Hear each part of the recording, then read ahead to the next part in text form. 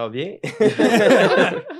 Ça va bien, toi? Ça va bien. Bienvenue à Horreur paranormale et meurtre. Aujourd'hui, c'est mon 41e épisode. Pour l'occasion, je reçois l'équipe d'Horreur Québec. C'est la première fois qu'on fait un épisode avec 3 invités. On fait un épisode à 4. Donc, j'ai l'honneur de rencontrer Solène, Amy et Rachid. Fait que on avait un sujet qu'on s'était donné aujourd'hui, mais avant ça, je voulais, si vous voulez parler de c'est quoi en gros Horreur Québec, comment vous vous êtes rencontrés, c'est quoi votre poste, si on peut dire ça, chacun votre rôle dans l'équipe. Est-ce que tu veux quelque chose de condensé ou on te raconte l'histoire? Ah ben j'aime bien les histoires. Honneur aux dames. Ben, en fait, je pense que si on est tous là, c'est un peu de ma faute. OK. Parce que j'ai rencontré Amy à l'Université de Montréal. J'avais un cours à l'UQAM. Oui, pourquoi j'ai dit Je sais Université pas, de mais Montréal? c'était à l'UQAM. Parce qu'on parlait ça tantôt, ouais. Non, pardon, à l'UQAM. Je n'étais pas à l'Université de Montréal. Et on faisait un cours de critique de films, justement, à l'époque. Et je trouvais Amy pleine d'énergie. Elle avait beaucoup de choses à dire. Très dynamique. Et je me suis dit, je l'ai retenue. Je me suis dit, un jour, on fera peut-être quelque chose ensemble au niveau des écrits ou comme projet. Puis ça a donné Horreur Québec. Et Rachid, je l'ai rencontré quand j'écrivais pour le Petit Septième. C'est quoi ça? Le Petit Septième est pareil, un magazine en ligne où c'est François Grondin qui est chef éditeur. Ouais, mais le Petit Septième, il brasse large, dans le sens il se bloque pas dans un seul genre. Il essaie de rester au plus près de l'actualité. Il fait tous les genres de films. Mais c'est le cinéma at large. Ouais, c'est le cinéma at large. Ouais, puis toi, t'écris pour, moi aussi. Puis toi, t'écris pour. Ouais. Et moi, j'écris aussi pour. Mais c'est vrai qu'après, j'avais toujours ma petite spécialité plus horreur, thriller, psychologique, etc. Et quand Marc Boisclair et Franck Apache ont décidé de reprendre... Alors, Marc Boisclair de laisser partir Horreur Québec au début. Franck s'est dit non, on veut conserver ce média incroyable où Marc s'est donné corps et âme, on va dire, pendant 10 ans. Donc, c'était impossible de voir le magazine se terminer. Donc, Franck, par le biais de la cabane à sang... C'est ça, il me semble que ça me disait de quoi ce nom-là, c'est le gars de la cabane à sang. Voilà. Ça. Et en fait, Horreur Québec, donc, appartient à la cabane à sang. OK. Et donc, moi, je suis chef éditrice. Ils m'ont approché Franck m'a approché pour reprendre le magazine à ses côtés. Lui, il gère plus la portion administrative. C'est un magazine ou c'est vraiment un magazine web? Magazine web. Ouais. On aimerait ça un jour, pouvoir rentrer plus dans l'édition et imprimer des goodies, mais pour le moment, on va reprendre le magazine. Petit à petit, l'oiseau fait son nid. Exactement. Conserver le dynamique que Marc avait entretenu pendant tout ce temps. Et puis, bon, je suis bien entourée. Hein. Voilà. Êtes-vous... là, vous êtes 3, mais vous êtes plus que ça? Oui, on a à peu près une dizaine. OK. On a des nouveaux qui viennent de rentrer dernièrement, mais je suis en tout cas très contente pour le retour. On a aussi certains qui sont plus spécialisés pour les entrevues, d'autres qui préfèrent plus les slashers. Chacun a sa petite spécialité. Et puis, on fait des critiques, des entrevues. Quand même, on relance les concours. C'est libre comme format. Ouais. On peut proposer. On n'est pas cantonné à un seul format, soit écrire, soit des entrevues ou autres. On peut faire des vidéos, comme on peut faire Il y a plusieurs formats sur lesquels on est en train de plancher. Tout dépend des moyens, du temps de chacun. Donc, on essaie de faire évoluer l'image. Ça fait combien de temps? Depuis avril dernier, en fait. OK, ça fait pas longtemps. Non, c'est pas... C'est quand même neuf. Donc, c'est le fun, ça. Donc, voilà. Puis, tu parlais, ça dépend, chaque personne, il y en a qui aiment plus les slashers, d'autres les thrillers. Personnellement, c'est quoi vos styles qui vous parlent plus à chacun? Moi, je fais un peu de tout, mais sous le regard féministe beaucoup. Je te regarde parce que clairement c'est ça. Puis le regard queer beaucoup aussi. Puis je touche aussi au livre beaucoup aussi. Là. Fait que on essaie d'aller voir un peu avec l'horreur jeunesse québécois. On en parlait aussi dernièrement. Fait l'horreur jeunesse québécois, c'est quoi t'entends par là? Mettons, j'ai parlé cet été de Karine Paquin qui avait écrit L'Asile du Nord, mettons. Okay. Fait que, qui est comme plus, mettons, pour 9-12 ans, 12-16 ans, mettons, des trucs comme ça. Fait que je trouve qu'on fait quelque chose de vraiment cool avec ça au Québec. Puis on essaie de parler le plus possible d'horreur québécois via la littérature. Puis ben, ça touche aussi à ce que j'étudie. C'est vrai que l'horreur au Québec, on dirait il y en a plus en littérature qu'au cinéma, ben, pas malheureusement, parce que j'aime ça lire, mais c'est malheureusement parce qu'ils en font pas tant que ça au cinéma, c'est ça que je voulais dire. Bah, du monde est subventionné, c'est sûr, parce que c'est vrai que là, en termes de court-métrage, on est quand même bien placé, mais après, c'est vrai que le genre au Québec est toujours un petit peu tendancieux. On va pas oser prendre de risques et financer plusieurs millions. On va plutôt le distribuer dans des films qui s'apparentent plus au drame ou à la comédie, ce qui est un peu dommage. Mais on a quand même une belle sélection de films de genre au Québec. Mais le but, là, après, c'est aussi parler d'actualité, de ce qui va sortir. Et c'est vrai qu'on est obligé d'étendre un peu plus aux sorties nord-américaines. Donc, c'est vrai que pour les prochaines semaines, j'ai plus de films américains qui sortent que de films québécois, excepté celui de Maxime Giroux, qui est un thriller psychologique, In the Cold Light, qui va sortir très bientôt. Voilà. Puis on parle aussi de podcast, là. Cet été, on a essayé de le ramener. Entre autres, là, avec la sortie du livre de Crime de Bin, on en a parlé aussi. Crime de Bin? Ouais, qui est un podcast, qui est un podcast de True Crime québécois. Fait qu'on essaye de parler un peu de ça parce qu'on en fait vraiment du bon au Québec, là. Genre, des crimes ou... Non, mais... les deux. Puis toi, c'est quoi ton style qui te parlerait le plus? Moi, je dirais que c'est beaucoup plus l'horreur psychologique. Genre Henry...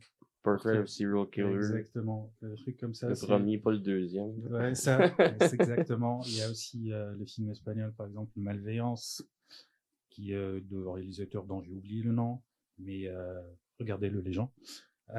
Ça, il a gagné plein de prix. Il est sorti en 2011 ou en 2012. On parlait d'un gardien qui fait des trucs pas très catholiques aux femmes qui habitent dans l'immeuble.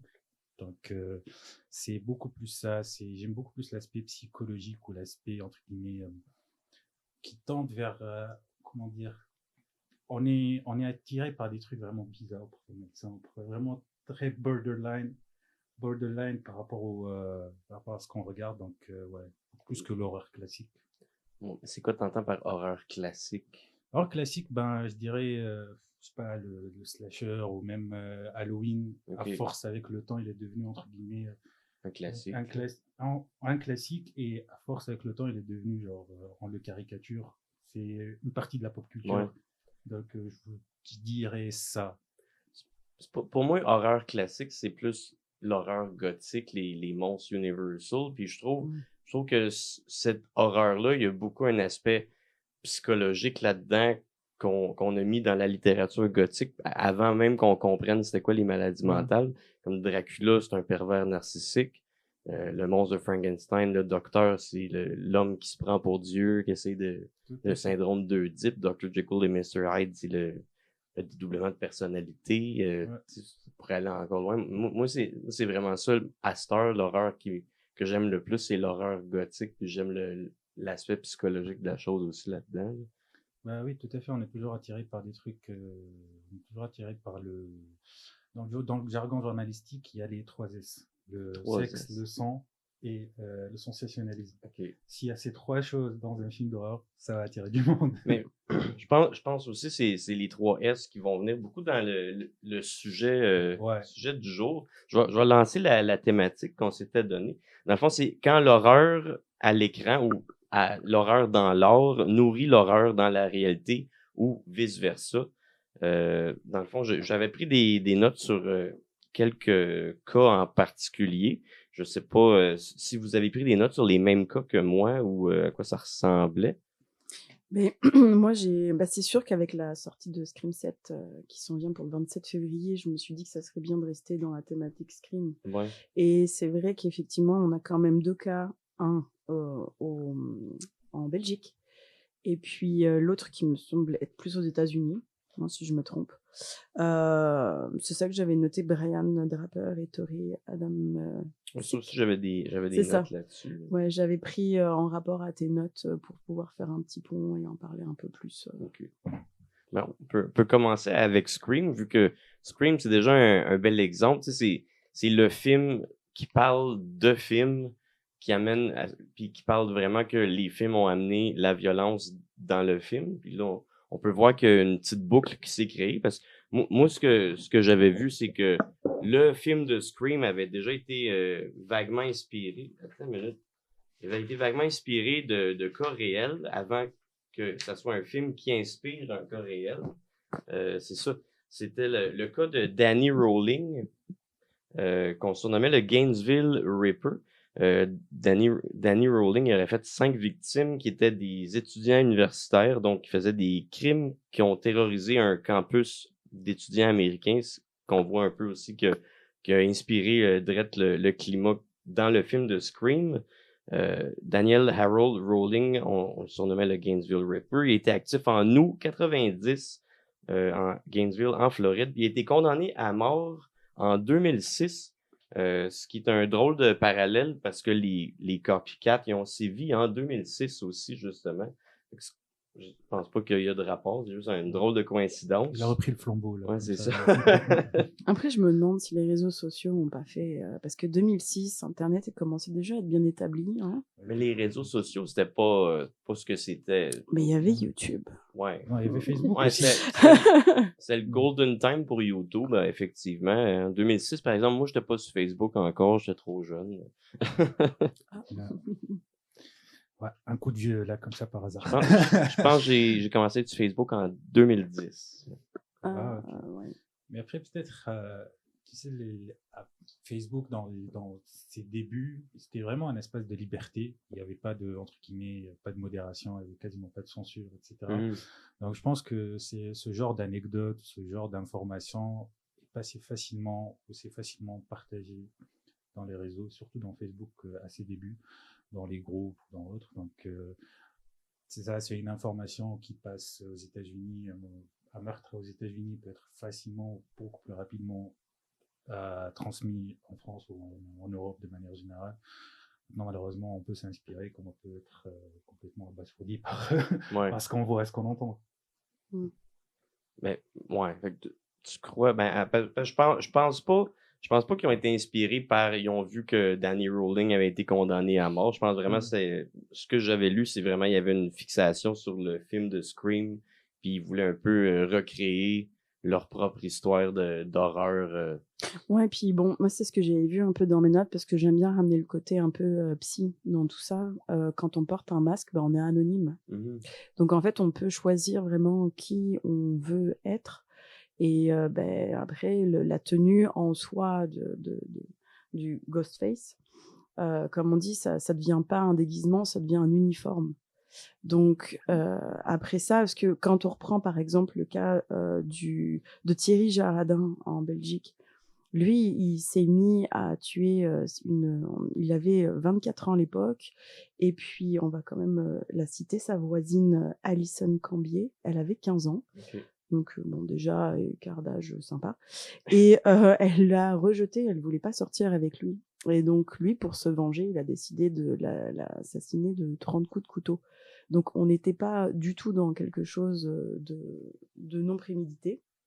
Mais il a vraiment dit, au tribunal, pendant son procès, qu'il avait explicitement, s'était inspiré de Scream pour pouvoir, parce qu'il a revêtu évidemment le costume, et c'est ça qui a fait un peu sensation, et c'est là peut-être que c'est parti. C'est-tu la seule exemple où quelqu'un s'est inspiré de Scream puis s'est vraiment déguisé en Ghostface? Parce que moi, ce que j'avais lu sur ceux qui ont suivi en 2006, je sais plus leur nom, là, mais que eux autres, ils s'étaient pas déguisés nécessairement en Ghostface. Non, pas particulièrement. Après, c'est sûr que les techniques, vu que ça reste quand même très proche des slashers, hein.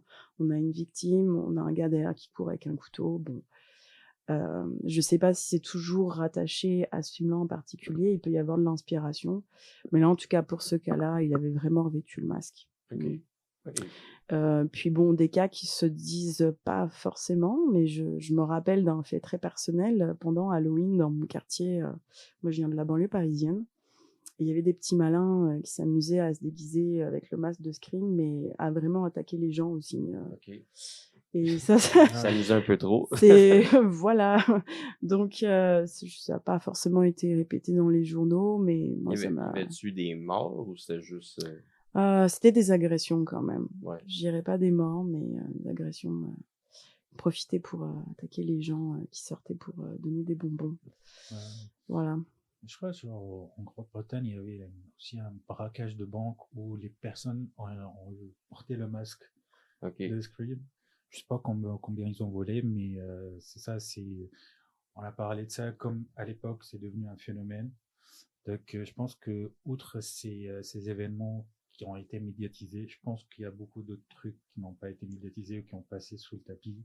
Mais c'est sûr que Scream, c'est un gros impact culturel. Exactement, c'est un gros impact culturel. Donc, directement, indirectement, en fait, je pense qu'il influence et il s'influence. Donc, ça va dans les deux sens. Il influence la société, il s'influence de la société en même temps.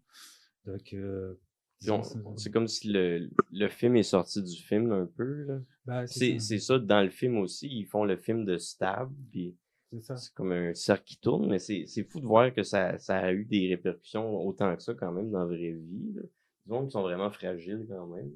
Mais c'est aussi parfois un peu déstabilisant, on va souvent dire, et puis ça vient des années 70 avec le Satanic Panic, où tout de suite on va attribuer certains faits parce que la personne jouait à Donjons et Dragons, écoutait du métal, mais bon, à un moment donné, tout n'est pas toujours attaché à ça non plus.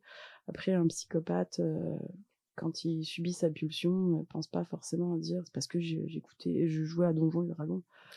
Voilà. C'est comme les personnes qui, quand les jeux vidéo sont devenus populaires, on dit les jeux vidéo rendent fous les gamins, ils les incitent à la violence ou autre. Avec GTA. Avec GTA, entre autres. Donc c'est des clichés où comme quand on ne connaît pas un truc ou quand il y a un semi-lien de licence entre eux, on essaie de l'amplifier ou de voir les causes, etc. Mais ce que je me suis rendu compte en faisant mes recherches, c'est que je pense pas que le cinéma crée la violence, mais ils vont offrir un peu un mythe, un rôle, puis il y a des gens qui sont en quête d'identité, ils cherchent de l'importance, puis ils vont vouloir remplir ce rôle-là. Dans certains cas, comme le cas de Taxi Driver, le gars qui a essayé de tuer Ronald Reagan, lui, c'était carrément, il a fait une tentative d'assassinat, mais en se voyant comme un héros. Il y en a des fois, ils sont carrément... ils ont plus la vision des choses correctes. Là. Il est en mission quasi divine. C'est ça, ouais. Mais après, il faut pas oublier, surtout, Taxi Driver, le scénariste, et moi je l'aime vraiment beaucoup, il a écrit d'excellents scénarios, et il faut pas non plus oublier que l'Amérique dans les années 70 avait vécu toute une période de censure. Il y avait eu la guerre du Vietnam et puis l'assassinat de Kennedy pour la première fois à la télé devant plein de personnes. Donc en fait, l'Amérique était confrontée pour la première fois à de l'horreur et se voyait transposée au cinéma. Et Hitchcock, d'ailleurs, l'a beaucoup utilisé, s'inspirer lui-même de faits réels. Donc, par exemple, Psychose. Oh oui. Voilà, c'était le tueur en série qui est sorti sur Netflix il n'y a pas si longtemps. Mais la série était plus de la fiction qu'une biographie. Oui, on s'entend, voilà. Ne regardez pas la série en se disant c'est vraiment... Non. C'était du bon horreur. C'était un bon show d'horreur. Le premier épisode. C'est vrai qu'il y a eu beaucoup... ils ont beaucoup étiré la sauce. C'est pas une histoire que tu peux faire 8 épisodes avec, j'ai l'impression. C'est pour ça qu'ils ont étiré jusqu'à l'histoire de Ted Bundy, l'histoire de Alfred Hitchcock, l'histoire de Toby Hooper, parce qu'il n'y avait pas 8 épisodes à dire sur l'histoire d'Ed Gein. Ça se sent Après, c'est sûr, j'ai aimé, par exemple, le premier épisode avec Ilsa, la louve SS, qui est quand même un classique, qui, elle-même, s'est inspirée d'une vraie SS... les fantômes disent voilà, qui valide ce point durant la Seconde Guerre mondiale. Donc voilà, en fait, c'est là qu'on réalise que finalement, les scénarios sont quand même inspirés. C'est tout un effet, c'est que c'est un effet domino, là. C'est après la Deuxième Guerre mondiale, le monde a carrément changé parce qu'il était exposé à l'horreur pour la première fois à l'échelle mondiale, je pense. Puis ça a créé des monstres. Ouais, mais je pense qu'aussi dans un degré, surtout si on revient à l'exemple de Taxi Driver, c'est que dans son époque, c'est, disons, la violence ou comme le code Hays a disparu entre-temps, du coup, la violence était encore plus brutale. Dans le sens, les films des années 70, même les Midnight Movies, etc., c'était beaucoup plus violent, beaucoup plus cru, beaucoup plus réel, le nouvel Hollywood. Tout était permis.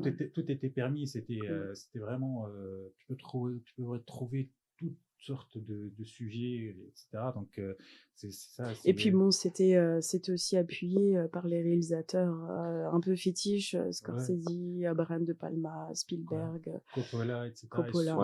Si tu vois, leurs premiers films sont quasi pessimistes, la majorité d'entre eux, où ça flirte avec, disons, une vision très noire de la société. Donc, c'est ça, c'est le film qui se nourrit du contexte un peu compliqué américain, qui lui-même nourrit par la suite la société. Donc, et puis, du coup, comme c'est un horreur qu'on vit au quotidien, le fait de le voir au cinéma, ça avait plus d'impact. Après, tous ces films, à leur sortie, n'ont pas forcément eu du succès. Je pense, par exemple, au film Peeping Tom. Ce film-là, quand il est sorti, je pense que les gens l'ont détesté. Il est sorti en 64 quand même. Non, il me semble qu'il est sorti en 1960. Un truc comme ça dans les il me semble années qu'il est 60. sorti très proche de Psycho, puis je pense que c'est pour ça qu'il a passé plus sous le radar, parce que Psycho a pris toute passer plus sous le radar, en tout cas de ce que j'avais écouté, non, mais les gens ont...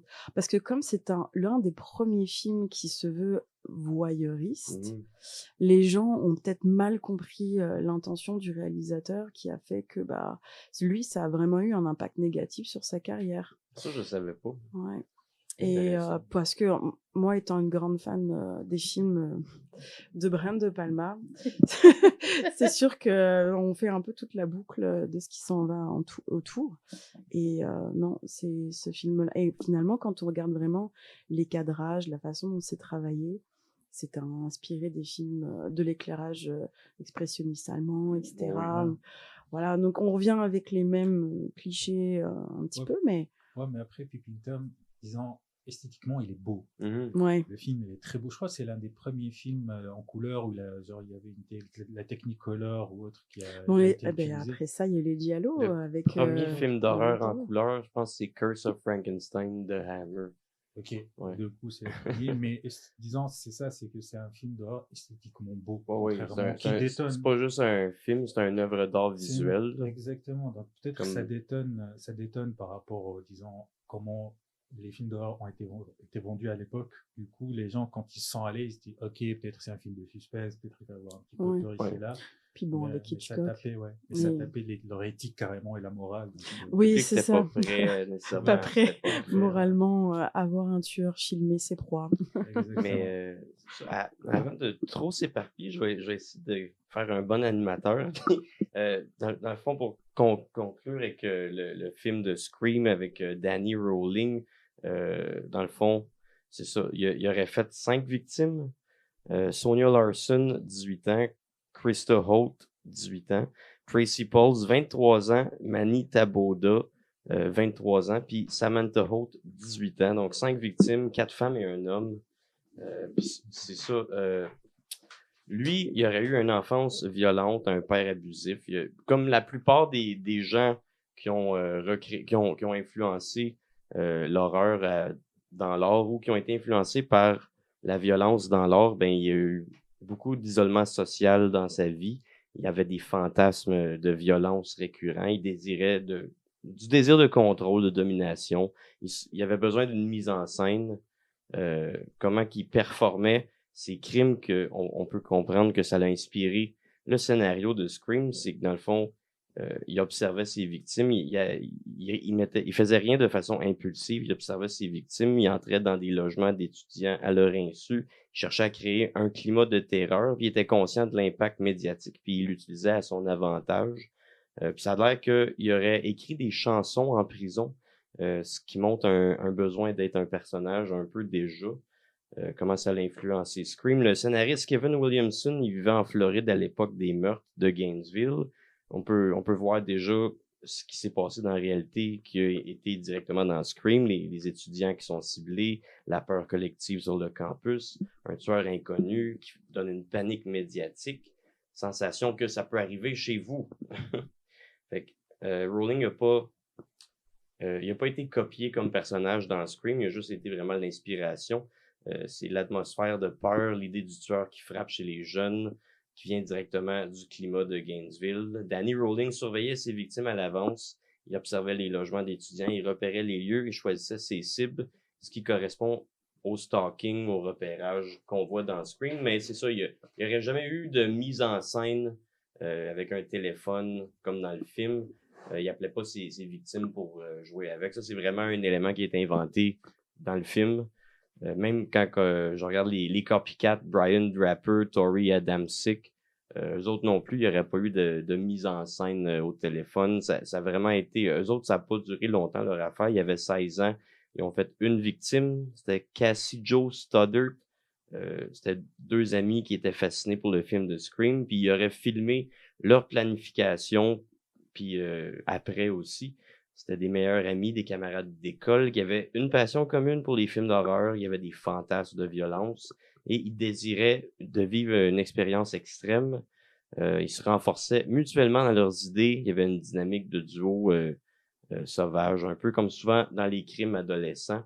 Leur relation avec la victime, c'était une connaissance d'école. Il n'y avait aucun conflit personnel. Elle a juste été choisie parce qu'il y avait une opportunité qui s'est présentée. Ils se sont rendus chez elle comme prétexte d'amis. Opportunité avec de gros guillemets. Une opportunité de pouvoir aller chez elle pendant qu'il n'y a pas personne. Puis c'est ça, eux autres non plus, il n'y a pas eu d'appel téléphonique, il n'y a pas eu de costume iconique. Mais ce que j'ai lu, je sais pas si toi t'avais lu le contraire, s'ils savaient déguiser. Parce que moi j'ai lu qu'ils s'étaient pas déguisés en Ghostface, mais qu'ils s'avaient inspiré de ça. Là. Ouais, non, j'ai pas vu que eux ils revêtaient. Bah non, c'était juste pour Thierry Jaradin qui lui c'était beaucoup plus assumé. Puis ceux que tout te dit qui ont fait des vols. Ouais, oui, pour cacher leur identité de toute façon. Donc ouais, c'est des Ghostface, c'est un braquage de banque. Après c'est pas tué ou autre, mais quand même ça reste d'un bon niveau, d'un bon niveau d'illégalité, on va dire ça comme ça. Mais je pense que c'est ça, c'est à un certain moment, si le film est bon, s'il montre aussi, il y a peut-être un côté où il glorifie le personnage d'horreur. À un certain moment, il va devenir, comment dire, faisant partie de la pop culture ou rentrant dans les sphères communes de chacun. Donc après, on va l'utiliser de la bonne comme de la mauvaise manière, comme toute chose. Ce serait quoi la bonne manière? C'est costume d'Halloween. Ouais, costume d'Halloween, voilà, ouais, costume d'Halloween. Ouais, c'est ça, tes costumes d'Halloween. Ça. C'est ça, dans le fond, ces deux-là, ce qui est arrivé, ils se sont fait arrêter très rapidement. Ils ont été condamnés à prison à vie sans possibilité de libération conditionnelle. Ce que ça montre, c'est que le film n'a pas dicté leur crime, mais comme j'avais dit, il leur a fourni un imaginaire, un cadre symbolique. L'angle culturel qu'on peut voir là-dedans, c'est que Scream est un film sur les films qui influencent la violence dans la vraie vie. Inception. Ouais, Inception de l'horreur. Je sais pas si vous avez de quoi rajouter sur le cas de Scream. Des Scream Killers ou, de toute la répercussion que ça a eu. C'est sûr qu'après ça, en dehors du fait que c'est une franchise inépuisable et que le numéro 7 s'en vient bientôt, qu'on ne retrouve pour les fanatiques Neve Campbell et puis que c'est le scénariste original qui a remis les pieds là-dedans, ma foi. Après, moi, j'ai pas vu, disons, dans les journaux, dans les faits divers, il y a quelqu'un qui s'est inspiré de Scream 4 précisément, ou de Scream 3. Non, encore rendu là. Ça s'inspire, ça s'auto-inspire automatiquement. Puis toi, Amy, depuis tantôt, t'es tranquille. T'avais-tu quelque chose à dire là-dessus? Mais pas sur Scream en particulier. C'est comme... je savais que t'allais chercher là-dessus, puis toi aussi, fait que je m'étais comme effacée un peu, là. Mais moi, c'était plus sur American Horror Story que j'avais regardé. Mais tu peux y aller. Moi, j'ai rien à dire sur American Horror Story. Je savais pas qu'il y avait quelque chose. Ben, c'est plus l'inverse, c'est plus que comme, c'est comme Ryan Murphy s'inspire énormément des tueurs en série dans ses séries. C'est comme tantôt on parlait de Ed Gein, de Jeffrey Dahmer, pis tout ça. Mais avec American Horror Story, chacune de ces saisons, il y a des personnages qui sont repris de tueurs pour comme, mettons que ce soit j'avais lu, tu sais, comme qu'il y en avait un qui mordait ses victimes, genre. Ben, dans la série, il va se trouver être un vampire. Okay. C'est des trucs comme ça. Mais, ouais. J'ai comme été. C'est trop vite. Mais, ouais, puis j'avais regardé aussi beaucoup, tu sais, comme la face d'American Horror Story, c'est là qu'on regarde beaucoup, c'est celle-là de Tate dans la première saison, avec, tu sais, comme. Mais tu l'as vu, American Horror Story? Non. Ok. C'est avec le visage du jeune homme, c'est Evan Peters qui joue, puis il est tout peint comme un squelette, genre. Puis dans le fond, lui, dans l'histoire, il va finir par faire une fusillade dans une école, puis on prend comme la fusillade de Columbine. Fait que, mais ça a comme tout ça a vraiment son importance dans la série, mais chacune des saisons a son personnage comme ça. Fait que je trouve ça super intéressant parce que c'est de reprendre justement des faits divers pour en faire de la culture pop, mais de le pousser dans le fantastique aussi, genre. Ouais, parce qu'après, ça c'est pareil, hein, c'est quand même très libre, on va se le dire, comme on parlait de la série sur ou Dahmer, en fait, parce que c'est lui, hein, c'est le même auteur que American Horror Story. C'est le même producteur. Oui, il y a un peu toujours la même, pas toujours la même, mais un peu une démarche qui se ressemble dans ses créations. Ben, il est clairement obsédé par le crime réel, mais tu sais, c'est comme, parce que le premier truc qui m'était flashé, moi, c'était la saison 5, qui est la saison avec l'hôtel, qui est comme une saison, qui reprend H. Holmes, merci. Fait mais qui reprend vraiment ça, tu sais, qui était un homme qui avait créé un espèce d'hôtel, puis qui avait commis entre 50 et 100 meurtres, tu sais, comme dans son hôtel. L'histoire d'H. Holmes est assez fascinante. Ouais, mais il reprend ça, mais il reprend aussi d'autres histoires, genre, il reprend l'histoire de la comtesse aussi, au travers, qui était une femme qui avait tué, c'était 500 personnes qui avait tué. La comtesse Bathory. Ouais, exactement. Je pense la vraie histoire, les vrais faits de la comtesse Bathory sont durs à vérifier. Ça a l'air que son histoire a été pas mal plus exagérée que ce qu'elle aurait fait pour vrai. Peut-être pas 500, mais bon, c'est vrai qu'elle... Une chose est sûre, c'est qu'elle a vraiment fini emmurée dans son château. Ouais, puis elle prenait puis de ce qu'on sait, elle prenait des bains de sang, puis genre, c'était vraiment apparemment, c'était des jeunes femmes vierges. Pour la jeunesse éternelle, ouais. Voilà, c'est ça. Mais après, c'est vrai que, bon, avec les bains, etc., il y avait quand même un culte là-dessus. C'est sûr que il y a des chances que ce soit exagéré, mais... C'est tellement ancien, c'est sûr que ça a été exagéré. Mais ça a fait un mythe quand même. Là. Ouais, mais ça prouve aussi, je pense, que, tu sais, on dira ce qu'on veut de Murphy, il va quand même chercher loin, tu sais. Comme, il creuse, puis il va pas juste, tantôt, je parlais de Columbine, mais comme, tu sais, je veux dire, quand même, aller chercher des trucs comme la comtesse aussi, justement, là. Fait que, non, il y a quelque chose de super intéressant. Je pense que c'est autant comme il va aller chercher dans les vampires, puis dans les sorcières, puis tout ça, mais... Les monstres classiques. Ouais, mais il leur met un aspect réel. La saison 8... Ouais, avec... Je l'ai pas vu au complet, moi. La 8 ou la 9? 8 ou 9. La 9 avec... un peu à la Freddy dans ça, le Summer Camp. La 9, c'est ça, c'est avec Richard Ramirez dedans. Okay. Fait qu'il reprend l'histoire du Night Stalker, dans le fond. Puis c'est vraiment recruté avec les codes du slasher, puis tu sais, vraiment comme ça se passe dans un camp de vacances, puis là, tu sais, c'est des jeunes, puis là, évidemment, vraiment le slasher normal, là, tu sais, mais repris en série avec le personnage de Richard Ramirez. Ouais. Qui lui aussi est quand même un tueur assez fascinant. Oui, lui me fait peur pour vrai, là. Je sais qu'il est mort, là, mais lui, j'aurais vraiment eu peur de lui pour vrai.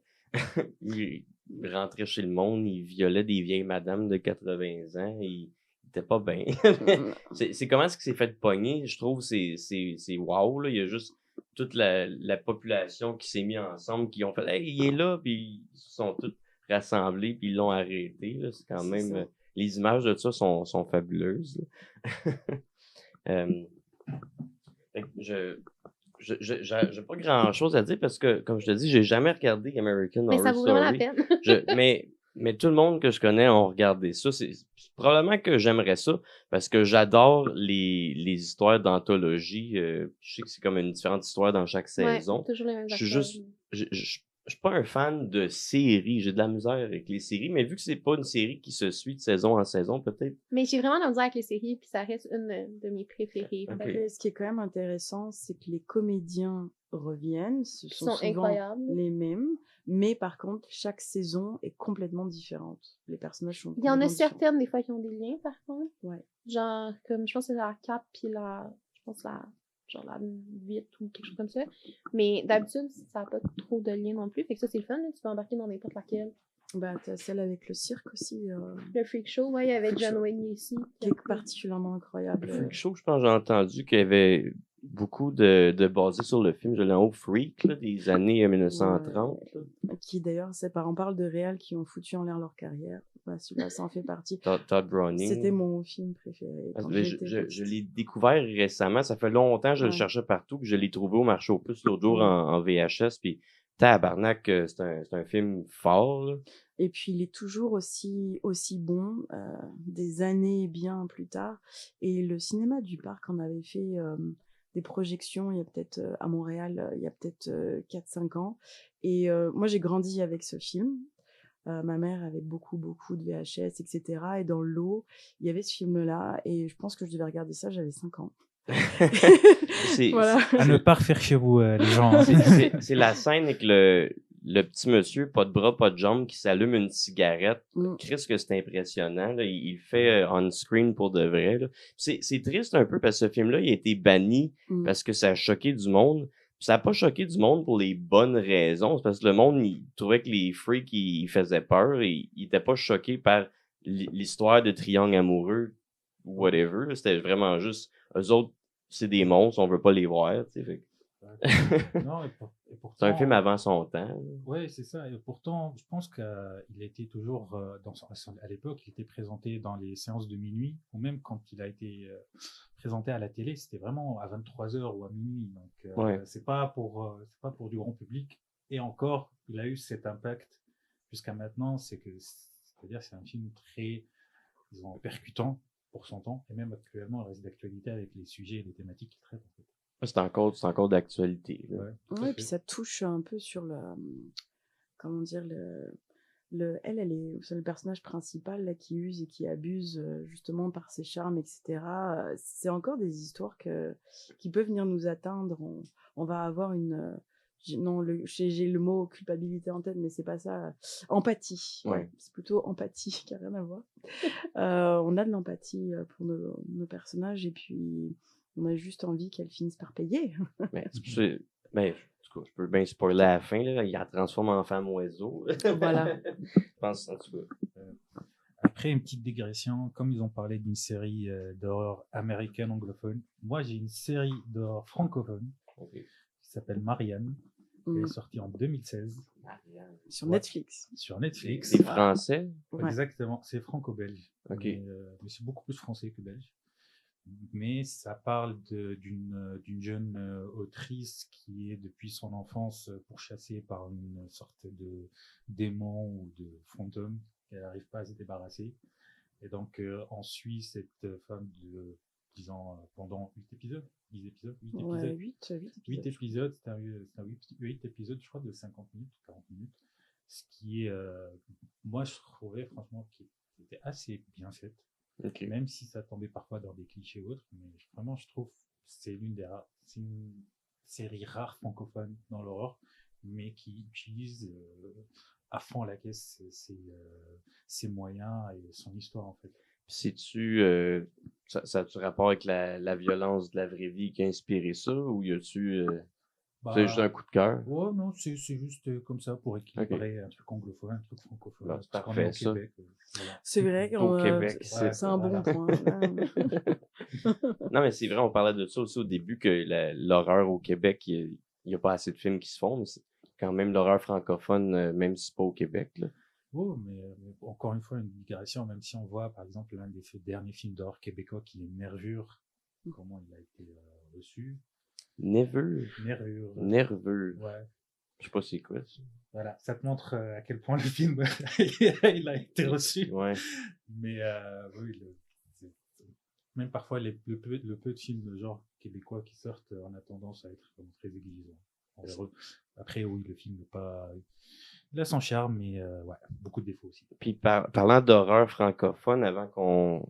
Mais je sais pas si c'était francophone, mais vous parliez de Dracula de Luc Besson. Ouais. Ouais, on a parlé tantôt. Ça, j'avoue, j'ai vu ça passer, mais je suis un gros fan de monstres classiques, mais ils ont tellement fait de films de Dracula récemment qu'on dirait que ça a vraiment passé sous mon radar. Mais ça vient de sortir. Mais il est sorti cet été Alors, il est sorti le 30 juillet en France. Et puis là, en fait, il est chez nous depuis le 6 février. Le 6 février. Vraiment vendredi dernier. Et si c'est si frais, c'est parce que Amy et Rachid ont écrit des critiques. Moi, je couvrais pour Horreur Québec, puis toi, c'était pour... 17e. Ouais. Mais après, c'est pas l'histoire de Dracula, disons, littéraire. C'est Luc Besson qui prend beaucoup de liberté. C'est comme une fresque romantique. Ouais, très libre. C'est très libre. C'est une relecture. C'est des ajouts de personnages qui n'existaient pas dans le livre et tout. Il a pris énormément de liberté. Après, à chacun de voir s'il est intéressant de revoir ou non. Hein. Puis, t'as-tu aimé ça? On a donné la même note. Ouais. C'est pas le meilleur Dracula. Non, c'est pas le meilleur Dracula, reste le Dracula de Coppola pour moi. Okay. Donc, c'est un des meilleurs, je pense. Moi, je suis classique. Là. J'aime bien Bela Lugosi puis Christopher Lee. Mais celui de Coppola, j'avoue, il est fort. Là. C'est un peu comme le Frankenstein qui vient de sortir, mais le Dracula. Exactement. Mais le Nosferatu qui vient de sortir aussi, il était vraiment bon. C'est ça. Ouais. C'était une bonne relecture, en fait, parce que c'est vrai que dans l'histoire des Nosferatu, il y en a juste eu 2 auparavant, l'original et puis celui des années... Voilà, et puis celui des années 70. Et là, je trouvais que c'était intéressant parce que il montrait justement son personnage féminin un peu plus rebelle et assumé, alors que dans les autres, elle était plutôt platonique, elle se laissait faire. Et après, bon, j'aime bien dire quand même que Nosferatu, il brûle tout un village juste pour fourrer quand même. C'est vrai, on l'oublie. On l'oublie. Et la direction visuelle, le déplacement des caméras, je sais qu'il avait fait un très très gros travail. Je veux pas me tromper à chaque fois, je n'ose pas prononcer les noms, je veux pas partir dans des noms erronés. Mais le réalisateur qui avait fait aussi The Witch, on pouvait qu'attendre une belle direction photo. Il y a un nouveau film de lui qui va sortir sur les loups-garous. J'avoue, j'ai pas mal hâte de le voir. Werewolf, il est sur notre liste. On est au taquet pour ce film. Apparemment, ça va être à la fin de l'année. Après, si je fais le lien entre les années 70 et notre sujet, moi j'ai un sujet, c'est qu'il y a le film... Le Collectionneur, qui est sorti en 65. Puis ça, j'ai jamais su si le film Le Collectionneur qui est sorti dans les années 2000, c'était un remake ou c'était un autre film. Non, le film Le Collectionneur des années 2000, c'est basé sur le livre de Christine Brouillet. Ok, fait que c'est ça n'a pas rapport. Pas rapport pantoute, ok. Mais il y a un film québécois là, qui est sorti, c'est ça. Ok. Non, mais c'est ça, il a inspiré Leonard Lake et Charles Ng en 1985 pour leur projet qui s'appelle Opération Miranda. Mais malheureusement, il s'agissait de séquestrer une jeune femme pendant un bon bout et de la torturer. Ok. Donc, il a fait ça à cause qu'il a vu le film? Ouais, justement. Et même Miranda, le projet l'opération Miranda, c'est le personnage féminin. Dans le film? Dans le film. Ok. Donc, il s'est largement inspiré de ce que le collectionneur a fait pour le film. Et de ce que j'ai lu, disons qu'il s'est largement inspiré en la soumettant émotionnellement. Elle a été torturée, violée, et ça a poignardé à plusieurs reprises dans le bunker où il était. Mais il l'a gardé longtemps avant de la tuer? Ouais, ça parle de quelques mois. Quand même, tabarnak. Ouais. Je pense rendu là, j'aimerais mieux me faire tuer que ressortir tout fucké. Bah oui, c'est ça. Ouais, mais, ok, puis c'est quoi qui est arrivé avec lui, tu le sais-tu? Bah, il a été arrêté. Après, heureusement, hein, la police travaille bien. mais ça, c'est lui, il s'est dit, j'ai vu le film, ça m'a...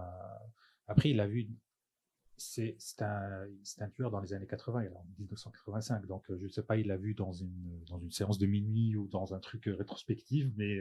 les années 80, c'était le pic des clubs vidéo avec les VHS. Il y a bien des vieux films qui ont ressorti. C'est ça. Là, il l'a revu et peut-être ça a popé dans son esprit. Après, il mentionne, parfois, il est un peu dérangé au niveau psychologique.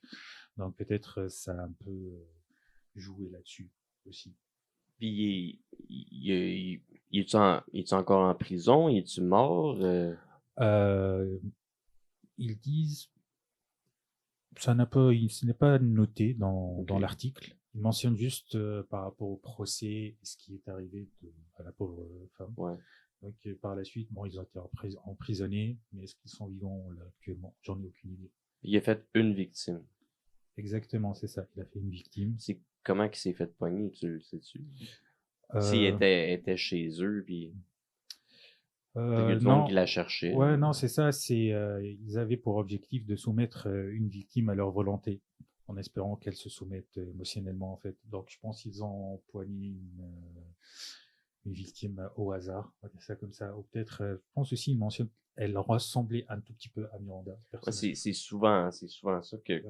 comme le cas de Taxi Driver, lui, il est juste tombé en amour avec Jodie Foster, puis il a voulu l'impressionner par un acte de violence comme Robert De Niro la sauve avec un acte de violence dans le film, mais tu vois qu'il était complètement dérangé. Puis fun fact, j'ai su c'est quoi son nom déjà à lui, là?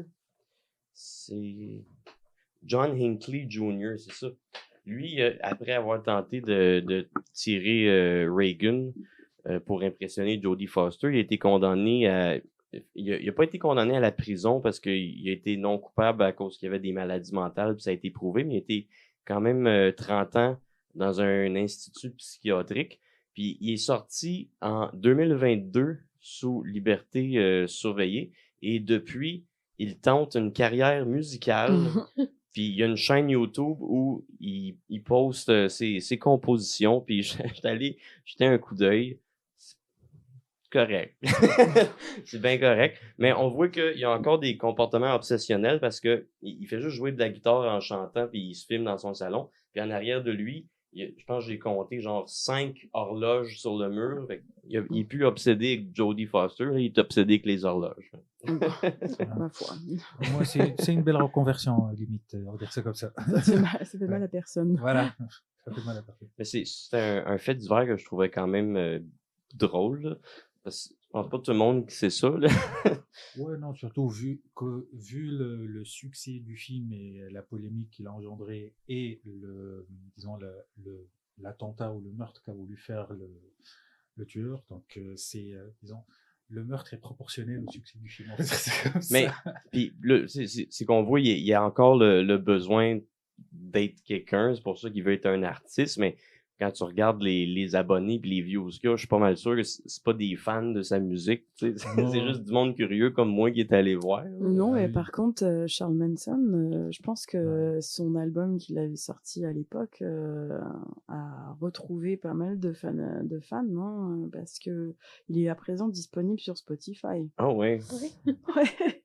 Donc voilà. En même temps, c'est une curiosité morbide, mais Charles Manson, t'as des followers, puis t'as du monde qui ont juste la curiosité morbide de voir qu'est-ce que c'est, là. Il me semble que j'avais déjà été voir aussi, puis lui aussi, c'était correct, là. Ouais, non, mais de toute façon, ils n'ont jamais percé comme musiciens, hein. Après, peut-être que pour certains, ils ont besoin d'évader certaines choses, donc ils font de la musique. Mais en tout cas, pour Charles Manson, il voulait devenir chanteur. C'était son objectif premier. Les Beatles, puis il pensait que les Beatles, ils parlaient au travers des albums, puis ils comprenaient des messages de racisme dans les chansons des Beatles, fait qu'il était déjà complètement déconnecté, là. Ouais. Il avait fait de la prison, hein, aussi, hein. Et puis c'est en prison qu'il a commencé à lire, je sais plus, son livre pour... j'ai oublié le titre. Mais déjà, le titre est quand même assez interpellant, mais en gros, c'était pour pouvoir se faire des amis et pouvoir mieux les manipuler par la suite. D'où la secte. Ouais, voilà. C'est un goût. Il a appliqué le livre qu'il a lu, quoi. Qu'il a appris en prison. Voilà, c'est ça. Si je peux me lancer sur un autre cas, c'est pas un film qui a apporté de la violence, mais ça reste peut-être qu'on peut appeler ça de l'art. Creepypasta sur Internet, le cas de Slenderman. Dans le fond, Slenderman, c'est un personnage fictif qui a été créé en 2009 sur un forum de Creepypasta, une figure de mythe collaboratif moderne qui mélange le folklore, l'horreur visuelle d'Internet. Fait réel, en 2014, Morgan Jaser et Anissa Weyer ont attiré leur ami Peyton Leutner en forêt. Ils ont donné 19 coups de couteau. Motif déclaré, ils voulaient prouver leur loyauté à Slenderman parce qu'ils avaient peur de Slenderman, ils avaient peur que Slenderman vienne s'en prendre à leur famille, puis ils pensaient qu'ils devaient tuer pour se protéger. C'était du monde, des filles qui avaient des problèmes mentaux, mais c'était des filles de 12 ans aussi, à un âge que tu es encore extrêmement influençable. Puis moi quand, je me rappelle quand cette histoire-là est arrivée, je m'en rappelle, puis j'ai toujours pensé que la petite fille était morte. Je pensais qu'il l'avait tuée en forêt, mais ça a l'air qu'elle a survécu. Dans le fond, c'est ça. Elle aurait survécu. Comment est-ce qu'elle s'en est sortie? Après l'attaque, Peyton a réussi à ramper hors de la forêt malgré ses blessures. Ça me fait penser à The Last House on the Left. Elle a été trouvée... L'original ou le remake? Le remake, parce que dans l'original, elle se fait tuer. Elle sort pas de la forêt. Je connais mes films. C'est bien. On suit ici. C'est ça. Après l'attaque, Peyton a réussi à ramper hors de la forêt malgré ses blessures. Elle a été trouvée par un cycliste qui a immédiatement appelé les secours. Elle a subi une chirurgie d'urgence. Les médecins ont dit que si une blessure avait été légèrement plus profonde, elle aurait sûrement pas survécu. Elle a eu, of course, des séquelles physiques, une longue convalescence, plusieurs cicatrices permanentes, mais elle s'est rétablie physiquement, puis il n'a pas été rapporté qu'elle a eu des handicaps physiques majeurs à cause de ça, mais elle a eu des séquelles psychologiques, comme on peut s'y attendre. Traumatisme important, elle a dû suivre des thérapies, processus de reconstruction personnelle, mais elle a toujours démontré une grande maturité et une grande résilience dans ses déclarations publiques. Son attitude envers ses agresseuses, elle a toujours exprimé de la compassion envers Morgan et Anissa en reconnaissant qu'elles étaient gravement malades et qu'elles avaient besoin d'aide. Donc là, on voit un peu ça me fait penser à la résilience genre de Jean-Paul II quand quelqu'un essayait de le tirer. Là. Puis elle a dit vouloir que sa vie soit pas définie par ce qui est arrivé. Fait qu'aujourd'hui, elle vit une vie discrète. Elle a pas de carrière médiatique autour de l'événement. Elle vit normalement, puis elle a poursuivi ses études loin de l'attention publique. Elle est souvent citée comme un exemple de résilience plutôt que de victimation. Puis on peut remarquer, contrairement à ses agresseuses qui voulaient devenir des personnages d'un mythe, elle a décidé carrément de faire l'inverse. Elle a refusé d'être transformée en récit tragique, puis de juste continuer sa vie. Mais il me semble que j'avais une question à vous poser par rapport à ça. C'est ça. Selon vous... Attends une minute, là. Perdu. Mais c'est ça, selon vous, est-ce que les mythes, dans le fond, qui viennent d'Internet auraient plus de répercussions sur la violence moderne que le cinéma? Je sais pas. Ben, mettons que moi, je veux revenir encore à YouTube. Ouais. Mais c'est vrai que pour toute une génération, avec les premiers jeux vidéo, mais c'est drôle parce que je regardais ça avant-hier, il y a un YouTuber qui fait d'excellents capsules vidéo là-dessus, c'est Feldop. Il est français. Ouais. Et là, dernièrement, il a sorti sur Five Nights at Freddy's.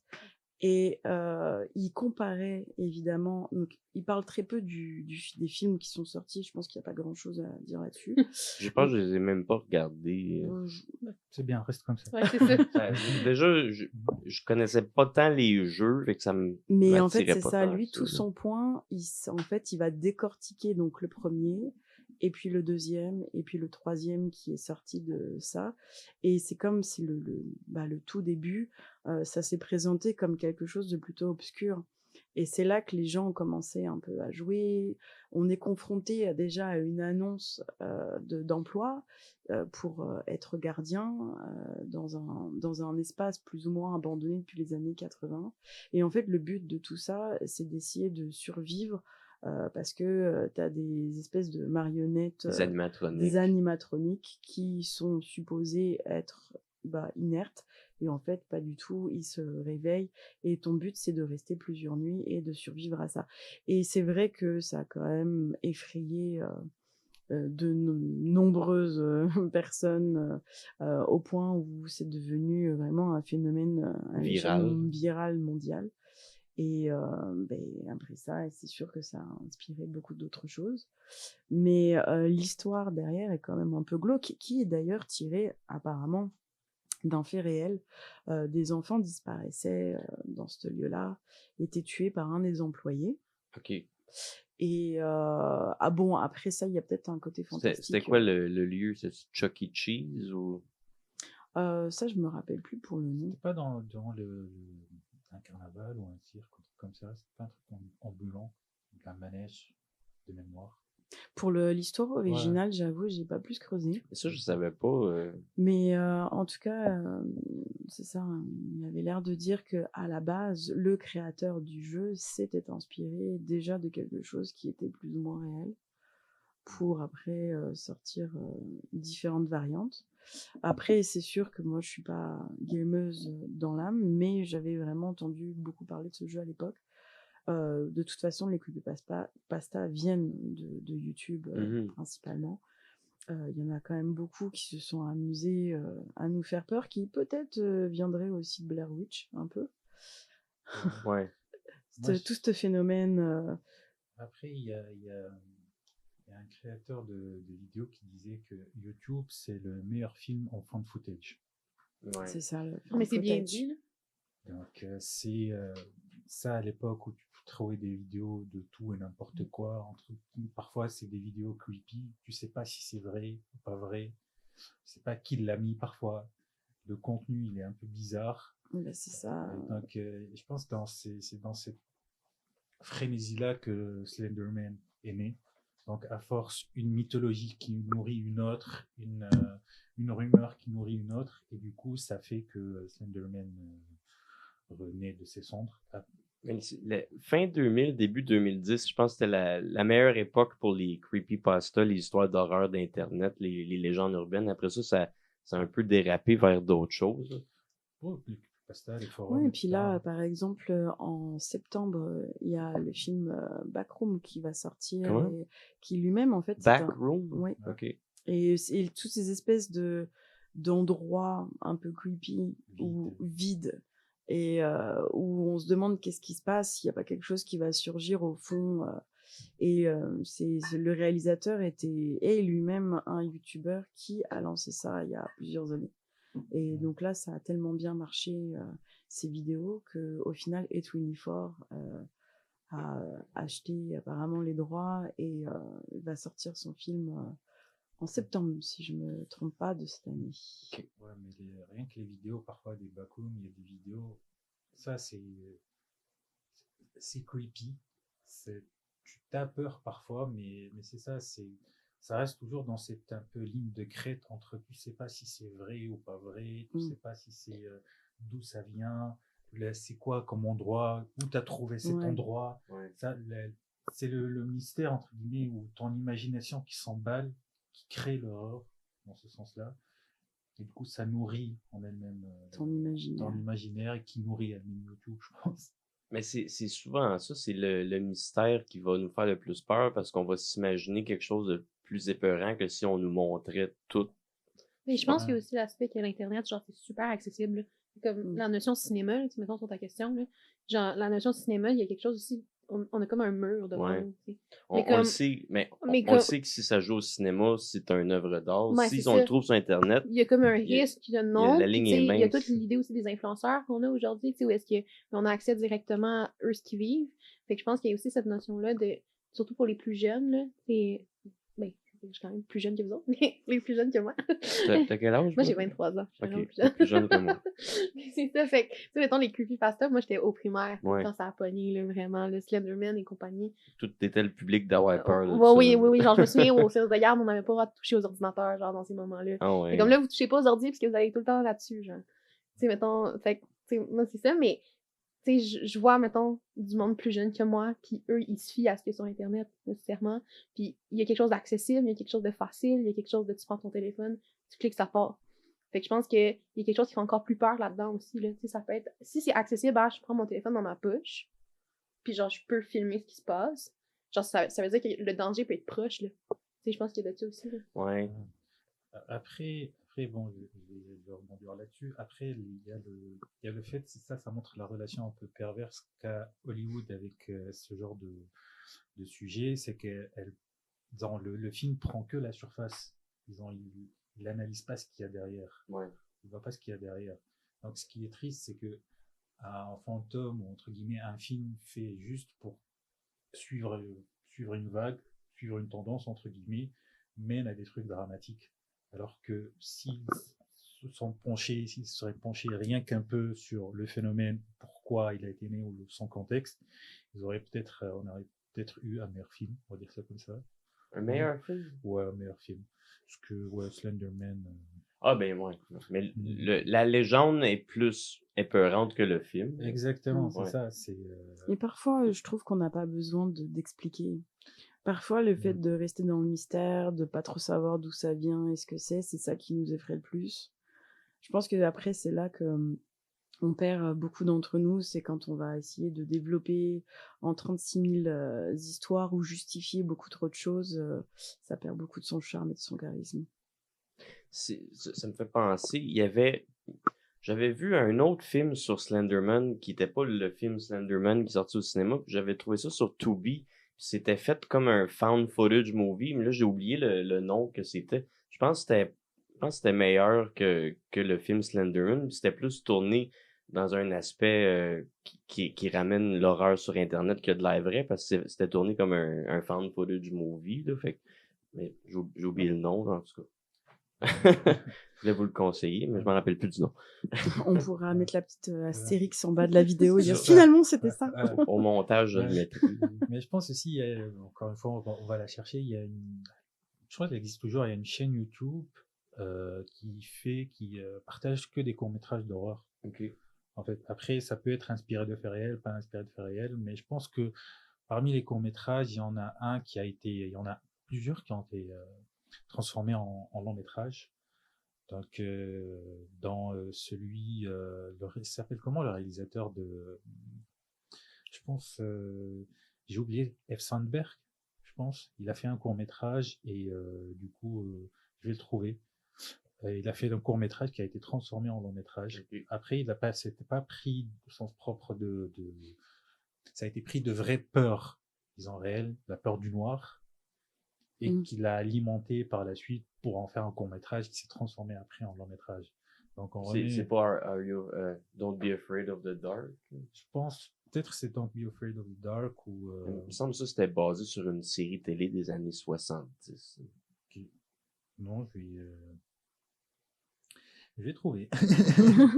Mais sinon, moi, je pense qu'il me restait un cas qui est comme un cas triple à parler.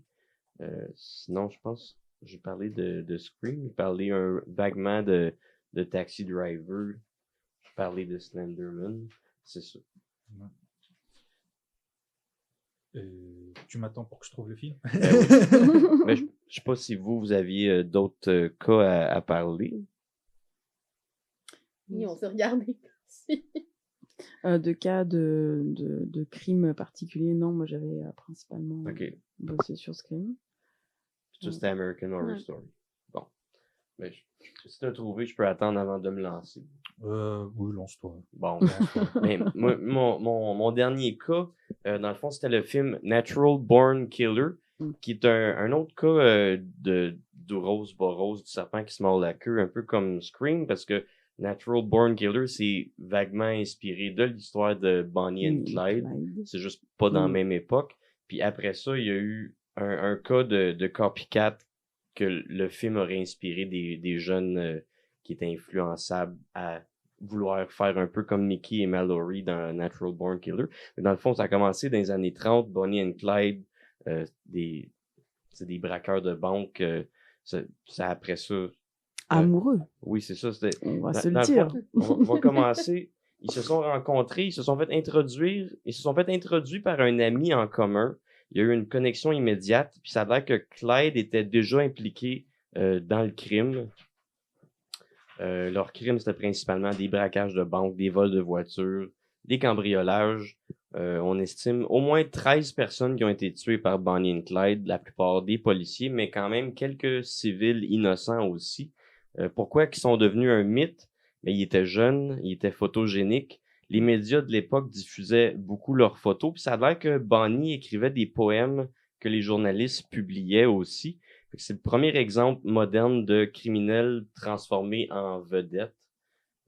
Sont morts de façon tragique. Une embuscade policière en Louisiane. Je sais pas si on peut dire tragique, mais c'était brutal. Leur mort a définitivement transformé leur image en légende. Puis c'est là qu'on voit directement l'influence sur le film Natural Born Killer, qui reprend le couple criminel, le couple tueur, la romance violente, la romance toxique, les médias qui transforment les criminels en stars ou qui glorifient leur meurtre. Donc, crime plus célébrité, le crime égale être un spectacle. Après, il me semble que Tarantino, c'était lui qui a écrit le scénario de ce film-là, et on n'était pas là du tout. Hein. Je crois que... Ça a l'air qu'il a détesté le film, C'est ça. puis pourtant, moi, je trouve que c'est un film très fort, là, mais ça a l'air qu'il a détesté le film, ouais. Ouais, parce que je pense que on lui a un peu coupé l'herbe sur le pied. Mais je serais curieux de voir une version de Natural Born Killer comme Tarantino la voulait, là. Déjà, c'est un film violent, là. Je peux pas imaginer encore pire, là. Enfin, c'est pas à l'époque l'un des films les plus violents de Non, sa sortie. c'est choquant quand même. Ouais. Quand il tue les parents de la fille, puis elle est contente, puis on en prend, on en laisse, puis à un moment donné, on est désensibilisé. Mais je me rappelle, me semble, la première fois que j'avais vu ça, comme la première fois que j'avais vu Henry, A Portrait of a Serial Killer, ça m'avait choqué d'une certaine façon, comme quand j'ai vu aussi le film Bundy de 2002. Je trouve ça aussi, les scènes de nécrophilie puis de viol sont tellement réalistes et ça en est choquant, là. Mais quand on parlait de fan footage, Henry, dans le film, en tout cas, celui qui est sorti en 86 et puis qui d'ailleurs avait subi la censure. Hein. C'est basé sur du monde qui ont existé pour vrai, mais ça a l'air qu'il n'aurait pas tué personne non, pour vrai. Non, c'est ça, le vrai tueur, Henry, je pense que... j'ai envie de dire le pauvre, mais en même temps. Je crois qu'officiellement, il a quand même tué sa mère. Mais après ça, je crois qu'il a avoué tous les crimes qu'on lui attribuait parce qu'il avait de la glace à la fraise. Et il voulait de la... En tout cas. Mais par contre, je sais que dans Chucky, je vois qu'il y en a quand même beaucoup. Henry est l'un des criminels qui est incarné par Chucky, peut-être. Dans le prénom, parce que Chucky, son criminel, il a 4 prénoms. Hein. Charles Lee Ray. Et 4 prénoms, qu'est-ce que tu veux dire? Mais Charles Lee Ray, et il n'y a pas un rapport avec Henry, ce criminel-là? Ça, je sais pas. À vérifier. Ouais. Je sais que dans Child's Play, il l'appelle l'étrangleur de Chicago. Puis je sais qu'il y a eu un vrai tueur on surnommait l'étrangleur de Boston. Je sais pas s'il y a un rapport. C'est un étrangleur. Mais en tout cas, il y a du moins dans le film de 86 de Henry Portrait of the Serial Killer, il filme. Donc il y a un côté un peu granuleux. D'ailleurs, je collectionne énormément les vinyles. J'ai le vinyle de Natural Born Killer, qui est quand même beaucoup plus dynamique. Le vinyle d'Henry, et à un moment donné, j'étais en train de faire mes petites affaires. Il y a quand même un côté un peu malaisant. C'est pas le genre de musique qu'on écoute. La musique est faite pour accompagner le film qui est déjà te rendre malaisé. C'est ça. Mais en tout cas, pour ceux qui ne l'ont pas vu, ce film-là fait partie quand même des classiques. Ah, vraiment? Juste titre de Natural Born Killer. Puis, je sais pas, t'avais l'air de vouloir dire quelque chose? Okay, je voulais me lancer sur les copycat de Natural Born Killer. Dans le fond, ça, c'était Sarah Edmondson et Benjamin Darris. C'était un couple d'adolescents en 1995. Ce qui est arrivé en contexte chronologique, c'était des adolescents en fugue qui ont visionné Natural Born Killer à répétition. Ça a créé dans leur tête d'adolescents influençables un fantasme de couple hors la loi. Ils idéalisaient la violence comme une liberté, comme une identité. En mars 95, c'est là qu'ils ont quitté le milieu familial. Ils ont volé une voiture, puis ils ont commencé à errer entre les États des États-Unis. Ils ont effectué une première attaque. Ils tirent sur une femme dans un stationnement. La victime a été grièvement blessée, mais elle a survécu. Il y a un seul meurtre de eux autres qui a été confirmé. C'est William Savage, que Savage c'était un homme d'affaires qui aurait été abattu lors d'une rencontre aléatoire sur leur route, mais j'ai lu quelque part d'autre que c'était dans un dépanneur, puis qu'il y aurait eu une autre victime dans le dépanneur qui aurait été blessée. Une autre de leurs victimes, c'est Patty Byers, qui aurait été gravement blessée, mais elle aussi, elle a survécu avec des séquelles permanentes. Les victimes étaient jamais des cibles personnelles, mais juste des inconnus croisés au hasard. C'est GTA avant GTA. Ils ont été arrêtés rapidement après la série d'attaques. Il y avait trop de preuves matérielles, plus témoignages contre eux. Ils ne pouvaient pas trop s'en sortir. Conséquence judiciaire, Sarah a eu une longue peine de prison. Elle a été libérée sur parole après 10 ans. Benjamin, lui, il a écopé de prison à vie. Il serait toujours incarcéré. Sarah a été condamnée à une peine d'environ 30 ans de prison pour son rôle dans la série. Série de crimes liés à Natural Born Killer, mais elle a été libérée sur parole après avoir servi environ 11 ans. Sa peine, sa libération a eu lieu en 2010, donc elle est plus en prison aujourd'hui, mais elle reste liée à des conditions de libération surveillées. Contrairement à Sarah, Benjamin Darris a été condamné à prison à vie pour le meurtre commis pendant la même série d'agressions. Il est toujours incarcéré avec une possibilité d'une demande de pardon ou de grâce selon certaines lettres qui auraient été écrites ou publiées. Donc, ce que tous ces cas-là nous montrent, c'est que les médias peuvent transformer la violence en spectacle. Et à chaque fois qu'ils ont l'occasion de le faire, je pense qu'ils vont le faire. Certains individus veulent rejouer ce spectacle, puis ils vont vouloir prendre le rôle. Je ne crois pas que le film crée je pense pas que le film crée la violence, mais c'est sûr, il fournit une certaine mise en scène, il fournit un mythe, puis il fournit un rôle que certaines personnes ont envie de jouer. Question pour vous, avant, avez-vous des commentaires? Moi, le film a aussi inspiré un couple d'étudiants en France qui a tué 5 personnes, dont 3 policiers et un chauffeur de taxi. 3 policiers, eux autres, ça ressemble beaucoup à Bonnie and Clyde. Ce drame qui a profondément choqué l'opinion publique pourrait avoir été influencé par le film, bien qu'aucune preuve directe ne les lie formellement au film. Mais une affiche a été retrouvée dans leur appartement, suscitant encore des faits troublants. Ouais. Mais en fait, c'est ça, c'est que les crimes se sont déroulés juste après la sortie du film. En fait. Ce film-là a eu vraiment des impacts psychologiques chez les gens qui étaient déjà fragilisés par la violence, I guess, là. Ouais, mais après, c'est une satire où le second degré, il faut vraiment le comprendre, en fait. Si on le prend de face comme ça, disons pour quelqu'un qui veut juste voir du spectacle, c'est percutant. Fait que je sais qu'avant de me lancer là-dedans, tu cherchais quelque chose. Je cherchais... Ah, le film, tu parles du film? Mais tu cherchais quelque chose avant qu'on parle de Bonnie and Clyde. Ah oui, je cherchais le fait que en fait, les films qui mettaient en avant disons, les personnages d'horreur, et chercher le titre de The Devil's Reject, qui est d'un film rare parce qu'en fait, t'essaies d'identifier un tueur, des tueurs en série, alors que plusieurs films, disons, généralement, les films te font identifier à la victime. Alors qu'ici, ça mène une sorte de rapport malsain ou où t'es pas à l'aise, même si comme le film est bien fait et t'arrives à t'identifier à cette famille de nécrophiles slash tueurs en série. C'est le film de Rob Zombie. Ouais, c'est le film de Rob Zombie. Donc, tu es vraiment dans une situation où tu es mal à l'aise. Tu sais pas si tu es avec eux, contre eux, pour eux.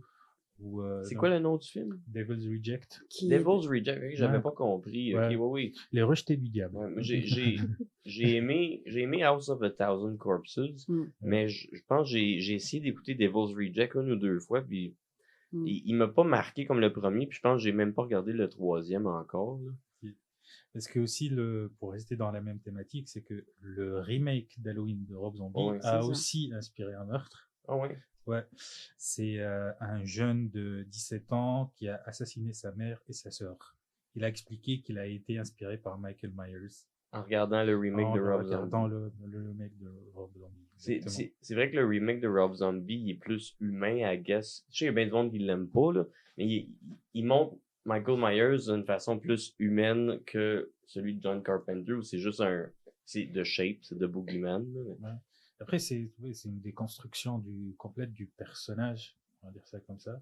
Vous avez ri, fait que j'imagine que vous n'êtes pas des fans de... Non, mais c'est drôle parce que je parlais de ça il y a genre même pas 1 heure. Okay. Et on parlait d'Halloween avec un de nos collaborateurs d'Horreur Québec.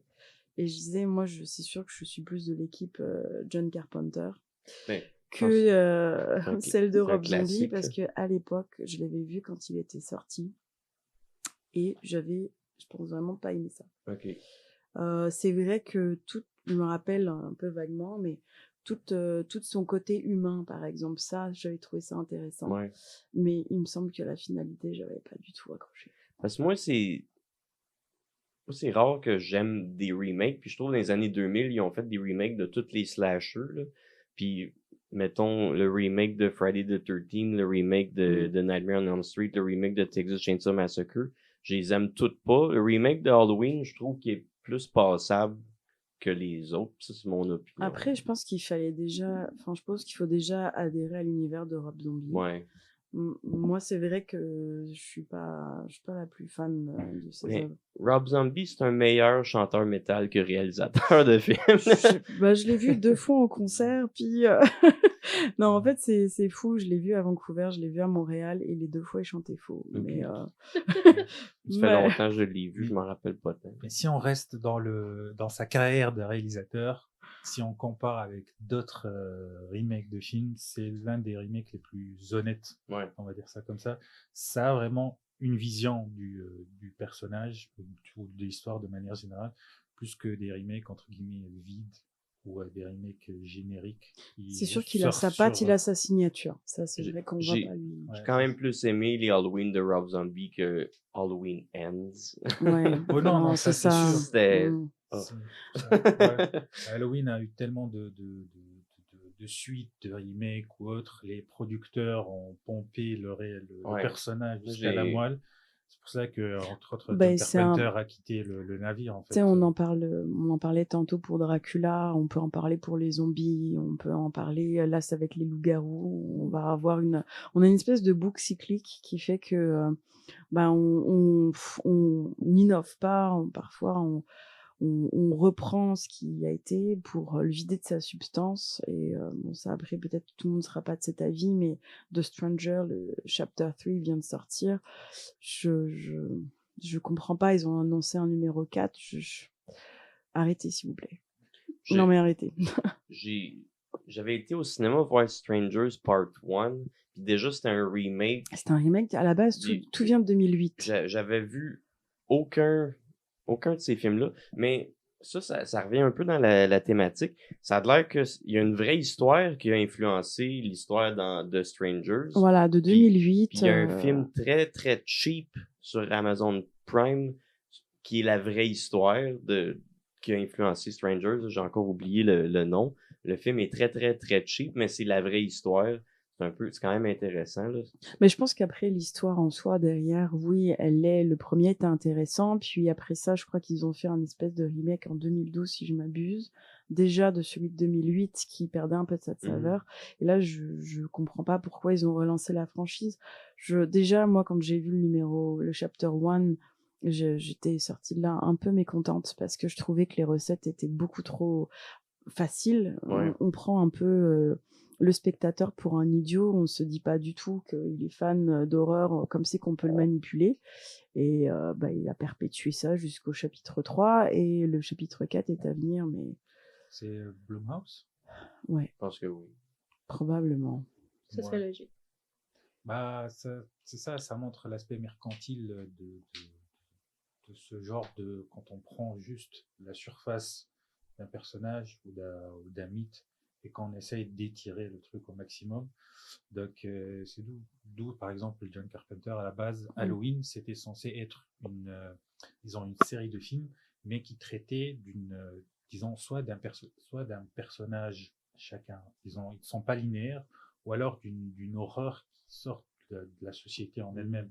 Et non pas d'un personnage qui il a fait le tour. Au bout de 2 films, tu fais le tour de... Ça, ils ont essayé Halloween 3. Exactement. Qui est très amazing. Moi, j'adore Halloween 3. Exactement. Il est très mal aimé parce que justement... Parce qu'il n'y a pas Michael Myers. Exactement. Parce qu'il s'appelle Halloween 3 et il n'y a pas Michael Myers. Il y a pas il l'a sur une télé dans un bar. Ouais, en concept. Il est là pareil. Ouais. Un peu comme Troll 2 sans Troll. Ah ouais.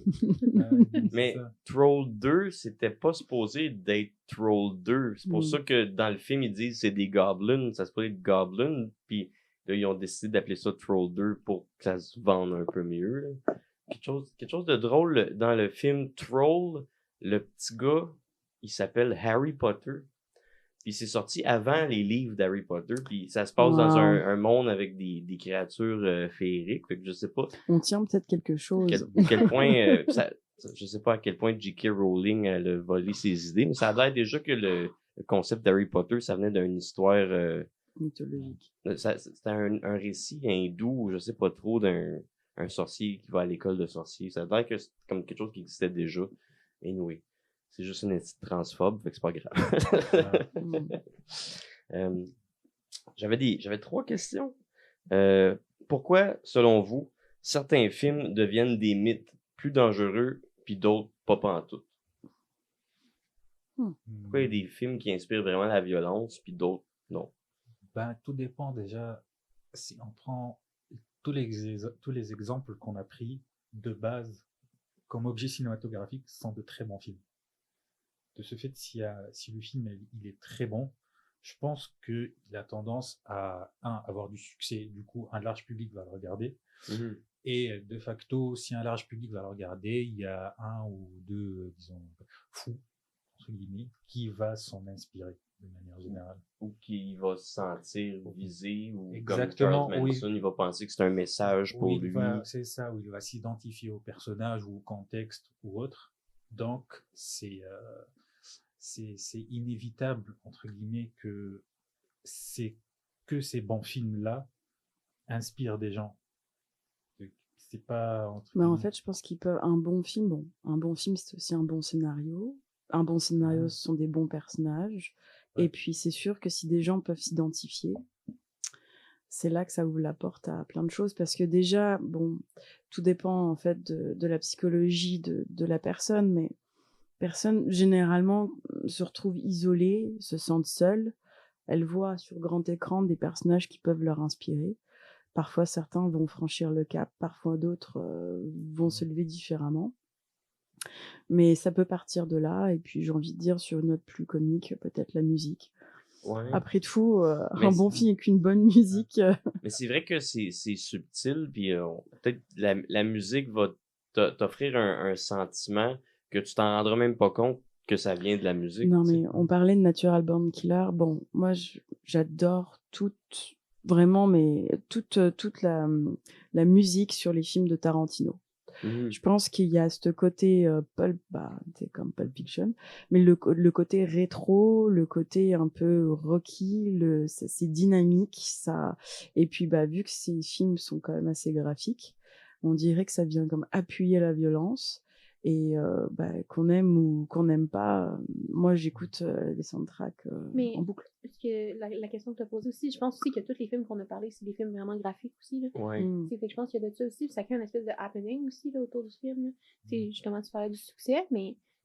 Ouais, après, disons qu'il y a certains films où l'antagoniste, il est vraiment très bien construit. Moi, je parle par exemple du Joker. C'est pas un film d'horreur, mais Batman The Dark Knight, le Joker, à un certain moment, plusieurs personnes ont donné raison au Joker. Surtout le Joker 2019, que c'est vraiment un drame psychologique. Je pense qu'il y a beaucoup de monde qui ont dû s'identifier à ce personnage. Puis bon, en même temps, c'est ça, c'est parce que je pense que il dénonce aussi un peu des faits de société en soi. Bon, peut-être que, tu sais, même si on justifie un peu l'état mental du Joker, on ouvre un peu la porte en disant on a du mal à trouver des médicaments dans notre pays.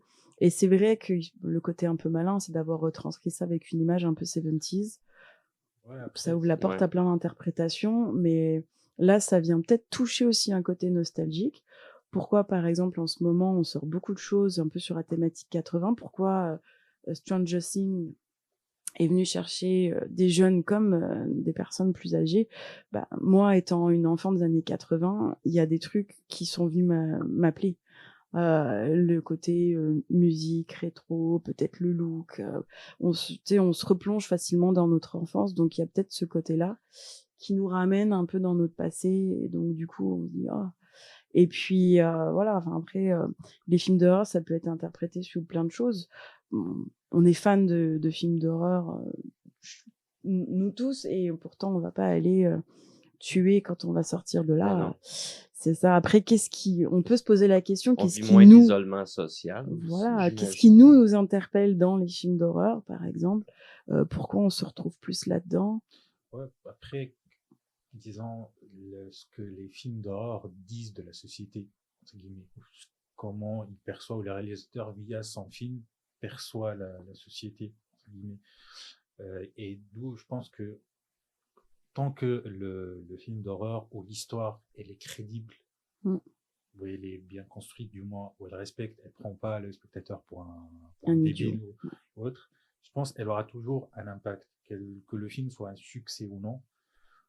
Si un film est bien construit, si ses personnages sont bien construits, le film va malheureusement avoir des incidences, entre guillemets, graves ou des dommages collatéraux dans tout ce sens. Donc, on peut citer aussi des films d'action qui ont aussi inspiré de vrais meurtres. Donc, c'est ça. Est-ce que tu parles de Terminator ? Entre autres. Tu veux-tu développer là-dessus ? C'est-à-dire développer. Mais je suis pas au courant de ce cas-là. Que Terminator a inspiré des gens à tuer. Non, c'était une blague. Okay. Parce que c'est évidemment, on parle d'enfants années 80. Moi, Terminator, c'est un de mes films préférés. Okay. C'est ça. On est plus dans l'action.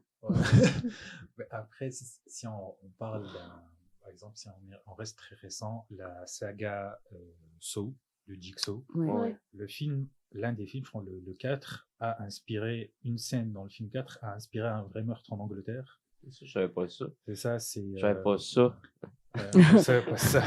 Mais en même temps, ils ont quand même développé un parc d'attractions en Angleterre sur la thématique Saw. Ça... Et puis pardon. Je veux pas te couper. Non, c'était pour dire un truc super débile, parce qu'en France, on a gardé, en tout cas à l'époque, on avait gardé le titre Saw. C'est juste qu'on savait qu'il y en allait avoir 7, alors on faisait un peu des jeux de mots avec le numéro 6 et le numéro 7, qui faisait saucisse et saucette. Voilà, c'est tout. Mais c'est quelle scène dans le 4e qui a inspiré? Y a-tu fait un jeu avec sa victime? Il y a une scène où il enlève, il y a une colonne vertébrale qui part quelque part. Un gars c'est écrit dans l'article, c'est the spine scene. Okay. Donc il y a ça, quand ils l'ont attrapé, il a réellement dit j'ai vu cette scène-là. Et du coup, sa victime, outre ça, il l'a poignardé 17 fois, il l'a mis dans un bunker, mais tout en sachant que le bourreau, quand il a été arrêté, il a consommé énormément de cocaïne, et énormément de drogue et d'alcool. Mais je sais pas s'il a été dans cet état-là quand il a regardé le film aussi, ou cet état-là seulement pour faire cette horreur-là. Mais en tout cas, c'est Saw aussi. Je sais pas les 6 autres s'ils ont inspiré des meurtres ou non. Mais, puis le copycat, il voulait-tu juste tuer ou il y avait une intention saine comme le meurtrier dans le film John Kramer, il voulait redonner le goût à la vie ou... Non, il redonnait pas goût à la vie. non, en le poignardant 17 fois, il voulait terminer sa vie. Enlever tout goût. Sinon, selon vous, est-ce que l'horreur révèle la violence? L'horreur révèle-t-elle la violence ou est-ce que l'horreur la fabrique? Moi, je pense qu'elle la révèle. Là. Je pense beaucoup, là. Mais c'est ça que tu as dit tantôt aussi, là, que comme c'était très traduit par qu'un film traduisait sa société aussi. Là. C'est ambivalent en fait. C'est aussi simple que ça. C'est ambivalent. C'est l'horreur se nourrit de l'horreur sociétale qui, en la romantisant plus ou moins, en la dramatisant, le film fabrique une nouvelle forme d'horreur qui elle-même va nourrir la vraie vie, etc. C'est un cercle un peu... qui tourne à l'infini. C'est exactement, c'est un cercle qui tourne à l'infini en gros. Puis à chaque fois qu'il y a des cas plus sordides, ça va réinspirer les cinéastes ou les auteurs, les créateurs de jeux. C'est ça, c'est de toute façon beaucoup de films qui ont marqué l'histoire du cinéma sont soit des biographies, soit des films tirés d'histoires vraies. Donc on a toujours tendance, même si, parce que comme on glorifie plus ou moins l'individualisme ou l'individu au sens propre du terme, qu'il soit bon ou mauvais, on va toujours avoir un film quelque part qui va être fait en fait. Ouais. Puis, fait, si c'est inévitable que la violence dans l'art va influencer la vraie vie, après que la vraie vie a influencé la violence dans l'art, la responsabilité de cette violence-là, selon vous, ça serait-tu dans l'œuvre, dans le public qui en demande toujours plus, ou dans le traitement médiatique qui va glorifier ces actes-là? Moi, il y a quand même une part de fascination aussi. Je dirais pas, parce que moi, c'est vrai que j'avais noté quand même dans mes trucs que au niveau d'analyse de criminologie, les recherches confirment que les médias n'inventent pas la pulsion meurtrière chez un individu sain. Ils agissent plutôt sur les tactiques criminelles. Donc c'est ça en fait, c'est le film agit comme une boîte à outils. Et j'avais comparé avec Scream qui lui va pas donner l'envie, va donner la méthode. Ouais. Oui, non, c'est ça. Ouais. Et donc après ça, c'est sûr que pour des attraits journalistiques, tu parles dans le micro. pour des attraits journalistiques, il y a cette part de fascination. Pourquoi est-ce qu'on a énormément de documentaires de true crime sur Netflix? Parce que y a de l'audimat. Ouais. Après, c'est ça aussi il y avait des études, j'avais lu, qui révélaient que la personne qui allait regarder du true crime pour finalement se donner un peu un confort zone et se rassurer était peut-être pas forcément la plus saine psychologiquement, mais après tout, on va pas juger. Ça, j'entends souvent ça. Les gens qui écoutent des films d'horreur avant d'aller se coucher, ils sont des psychopathes, whatever, puis pas sûr c'est vrai. Mais non, moi, j'avais lu que on est beaucoup, en tout cas, à lire des trucs d'horreur, avant d'aller se coucher ou à voir des trucs d'horreur, mais que ça te permet de réellement vivre une anxiété et de la sortir. Mm-hmm. Fait que beaucoup de ça aussi, là. C'était comme écouter du métal. Il disait que finalement, ça pouvait permettre de faire sortir la colère et que finalement, c'était plutôt bon mentalement de le faire. Mais après, c'est vrai qu'on a le droit de se poser la question pourquoi on le fait. Personnellement, il y a peut-être une part de fascination et que il y a une attirance à s'intéresser, de la curiosité peut-être. Mais le fait que ça attire une histoire sordide va attirer l'attention des médias, va attirer l'attention du public. Ça crée en sorte qu'il y a des gens qui vont ressentir le besoin de commettre ces actes-là pour se sentir importants quand même. C'est aussi pour faire plus de lectorat et peut-être plus de cash de la part des médias quand même. Mais je pense pas que les gens qui tuent, ils pensent à faire plus de non, mais par contre, non, pas les gens qui tuent, mais les médias qui vont s'intéresser à ces histoires. Par contre, ceux qui tuent peuvent être en quête de gloire. Ouais. Ça, et ça, le fait de passer dans les journaux, ça va faire parler d'eux, ça va les mettre en avant. Tu sais, on a plein quand même de tueurs en série, par exemple Rocco Magnotta, qui... c'est à ça je pensais. Exactement. Lui, c'était sa quête, en fait. C'était qu'on parle de lui. Ça a marché. Voilà.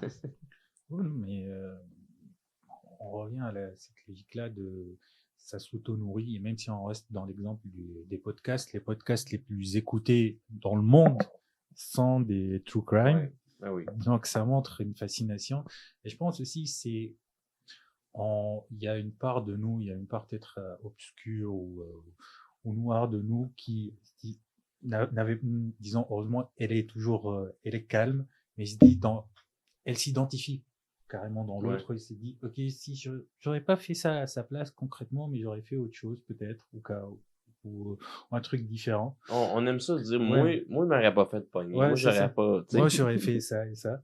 Donc, il y a cet aspect-là. Et rien à voir, moi, je me souviens il y a un fun fact, c'est que il y a un tribunal américain à une certaine époque qui a, je pense, condamné il y a CSI Las Vegas, la série CSI Las Vegas, à certains moments, il a été arrêté parce qu'il était trop réaliste.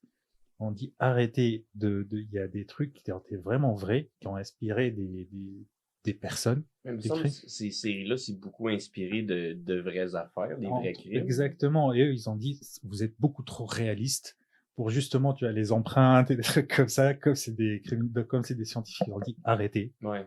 Parce que ça peut finir par donner des idées. Ça peut finir par donner des idées vraiment très, très malsaines. Donc, pourtant, en ce moment, c'est un peu la mode des médecins légistes qui font des podcasts. Et je pense à Philippe Boxeau. Ouais, le Belge qui est partout et qui est très fascinant. Puis quand on va le voir à ses conférences, il montre des vraies photos de scènes de crime. Ok. Non, mais il est en tout cas, si tu ne le connais pas, je te le recommande. Il est vraiment un peu partout sur YouTube. Mais ils vont quand même rentrer dans les détails, mais pas vraiment, parce que le but, c'est ça, c'est pas non plus de donner des clés, des outils. Mais en même temps, on a envie d'avoir des détails peut-être un peu plus concrets pour juste se faire une idée. T'en as d'autres, par exemple, chez Légende, qui est un podcast aussi quand même très connu. Ils vont venir interviewer des personnes qui vont faire des métiers. Ça peut être pompe funèbre. Ceux qui nettoyaient après les scènes de crime aussi. Les nettoyeurs de scènes de crime. Et d'ailleurs, il faut savoir que la formation, elle est unique au Québec pour nettoyer les scènes de crime. Ces gars-là qui, eux, sont français, ont été se former au Québec. Voilà. Donc, du coup, il y a une pénurie de main-d'œuvre dans ce truc-là. Et apparemment, ce n'est pas tout le monde qui veut le faire. l'emploi. Donc, voilà.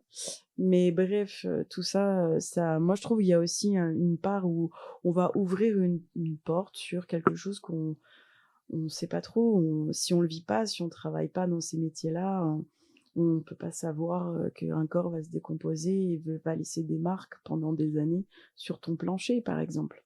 Enfin, il y a des trucs, ça... Mais après, je pense que l'être humain, je sais pas, mais aime l'inconnu ou aime se mettre en danger. Donc pourquoi tout le monde adore le Grand 8, par exemple, ou les montagnes russes ou autres. Et il y a le fait aussi que les médias ont, on va dire, un rôle à jouer, pour faire le lien avec ta question. C'est que si tu sensationnalises un événement au sens propre du terme, globalement, tu plus ou moins, tu le rends comme une fiction ou tu le vends comme un film, on va dire ça comme ça, au lieu de rester sur les faits, de montrer que ça, c'est vraiment très, très cruel ou autre. Si on parle du profil du tueur et de sa famille et comment il est né, etc., et ses documentaires télévisuels, en gros, tu nourris la bête et tu glorifies des trucs que tu veux toi-même dénoncer, en fait. Il n'y a pas de méthode parfaite. Ouais, pas de méthode parfaite, mais ça. Et justement, pour rebondir ce que Solène disait par rapport à Feldup, Feldup, c'est l'un des plus gros youtubeurs d'Europe. Je crois qu'il a plus de 3 millions d'abonnés, tout seul. Mais quand tu vois comment il raconte les histoires sombres, il est vraiment tout noir, le noir l'enveloppe carrément. Il y a juste un petit faisceau de lumière où tu peux le voir et comment il te met dans le mood que peut-être tu es en danger, mais sans être en danger, en fait. Ouais, et puis lui, justement, parlait de fan footage. Si jamais tout ce qui, alors les théories sur Internet, le fan footage, tous les sujets qu'on a abordés, lui va les aborder, il va creuser plus loin. Et c'est vrai que il y a aussi un groupe de musique. On en revient là. Mais il a déjà fait dans ses vidéos, d'ailleurs on peut s'y méprendre, mais il a déjà plus ou moins fait des histoires d'horreur, laissant supposer que c'est vrai, mais ça ne l'était pas. Repris sous les mêmes concepts. Et c'est vrai que son côté enveloppant dans le noir attise un peu plus la curiosité. C'est un excellent conteur. C'est un excellent conteur de... Ok, il faut faire, je regarde ça. Parce que... Mais attention, hein, si tu tombes là-dedans, je pense que non, t'en as pour longtemps. Ouais, t'arrêteras pas de creuser toutes ces vidéos qui sont là depuis 3-4 ans déjà. Okay. Ouais, tu vas t'abonner à YouTube Premium pour enlever les pubs, pour écouter nos secrètes. Fait on a fait pas mal bon épisode. On est rendu à 1h40. Il va falloir couper. Ben, je fais souvent des épisodes entre 1h à 2h. C'est surtout en audio, j'ai plus d'écoute, par exemple. Mais je sais pas si vous avez un mot de la fin. Sinon, je t'ai pas beaucoup entendu aujourd'hui. Je sais que tu voulais parler de ton point de vue du féminisme dans l'horreur, puis t'en as pas vraiment parlé. Ouais. Ben... T'avais-tu un mot de la fin par rapport à ça? J'ai fait ton hochement de tête. Oui, vas-y. Mais, tu sais, mettons, ben, Solène, elle le sait, tu sais, je veux dire, elle corrige mes articles. Mais j'ai toujours un point de vue là-dessus. Mais moi, j'étudie en études féministes, en fait. Puis je pense qu'il y a quelque chose aussi qui tient beaucoup de... Je pense qu'en horreur, on se permet beaucoup de choses, puis qu'on oublie justement qu'il y a une répercussion féministe au travers de ça. Tu sais, mettons, justement, on parlait de Dracula tantôt. On parlait de Dracula tantôt, mais justement, tu sais, les femmes dans ce film-là, particulièrement celui de Luc Besson, mais je sais pas si vous êtes d'accord, là, mais sont représentées, en fait, comme s'ils ne pouvaient pas penser par elles-mêmes, puis il y a vraiment... Puis c'est quelque chose qui revient beaucoup en horreur. Puis on a de plus en plus des bonnes réalisatrices d'horreur qui sont là, puis qui réussissent à... C'est Coralie Farget, entre autres, et tout ça. Et Julia Ducournau. Ouais, qui réussissent à comme détourner ce pattern-là, mais on a tendance vraiment beaucoup à aller vers mais la victime est une femme, puis la victime va être soumise parce que c'est une femme. Mais je pense que toute œuvre peut être vue avec un regard queer ou féministe. Puis je pense que c'est vraiment quelque chose qu'on devrait faire plus. D'ailleurs, pour ramener ça à un contenu aussi québécois, il y a Monia Chokri qui a sorti dans Babysitter, qui a renversé la vapeur un peu avec les giallo, qui, c'est vrai, et ça, là-dessus, je suis d'accord avec elle, à force de regarder des giallo, on finit par avoir une certaine oppression, surtout qu'on est de la gente féminine. Et ça fait du bien, en fait, de renverser parfois un peu les choses et d'apporter quelque chose de différent avec un point de vue différent. Parce que, c'est vrai, les femmes incarnent pas toute la terreur, puis ils sont pas toutes des victimes. On a quand même quelques empoisonneuses aussi dans le lot de criminels. Donc, je pense qu'on a aussi une vision de la réalité différente à proposer. Là. Je pense que j'ai Bonne Gallo là, qui me vient en tête. Son nom vient pas. Bonne Gallo, le long métrage.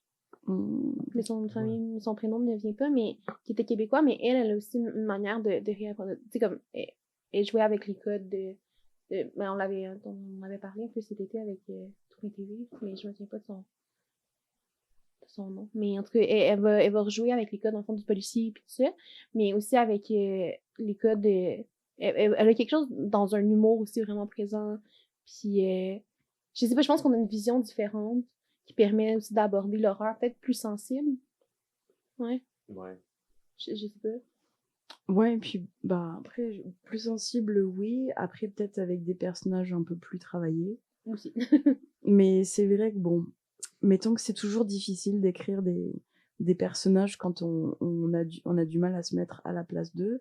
Et c'est vrai qu'un peu de manière générale, dans l'histoire du cinéma, on a tendance à avoir un peu délaissé, je pense beaucoup à certains films français où on va dire que ce sont des personnages plus légers, la gente féminine. Ils pensent pas, sont comme... C'est ça. On ne parlera pas des valseuses, n'est-ce pas? Mais voilà, en même temps, ça fait du bien de réfléchir un peu à d'autres choses, surtout en matière d'horreur. Je pense qu'on a encore de la place pour faire n'importe quelle œuvre peut être analysée, je pense, sur ce regard-là. Et après, il y a des personnages, entre guillemets, féminins dans les films d'horreur qui ne sont plus acceptés ou qui sont devenus quasiment des clichés. La femme à moitié à poil qui n'arrive pas à faire 2 pas avant de tomber pour fuir le tueur, etc. Donc, oui, de toute façon, le regard évolue avec l'évolution de la société de manière générale. Et je pense aussi, c'est disons, l'horreur ou comment la perception des trucs qui nous font peur, elle évolue avec les spectateurs et avec les réalisateurs. Comme on parle par exemple d'Ari Aster avec Elevated Horror ou disons, des films parfois très anodins qui peuvent devenir de l'horreur. Je pense que ça, entre guillemets, ça déconstruit et ça construit une nouvelle forme, une nouvelle perception de l'horreur de manière générale. Je pense que ça donne aussi un pouvoir.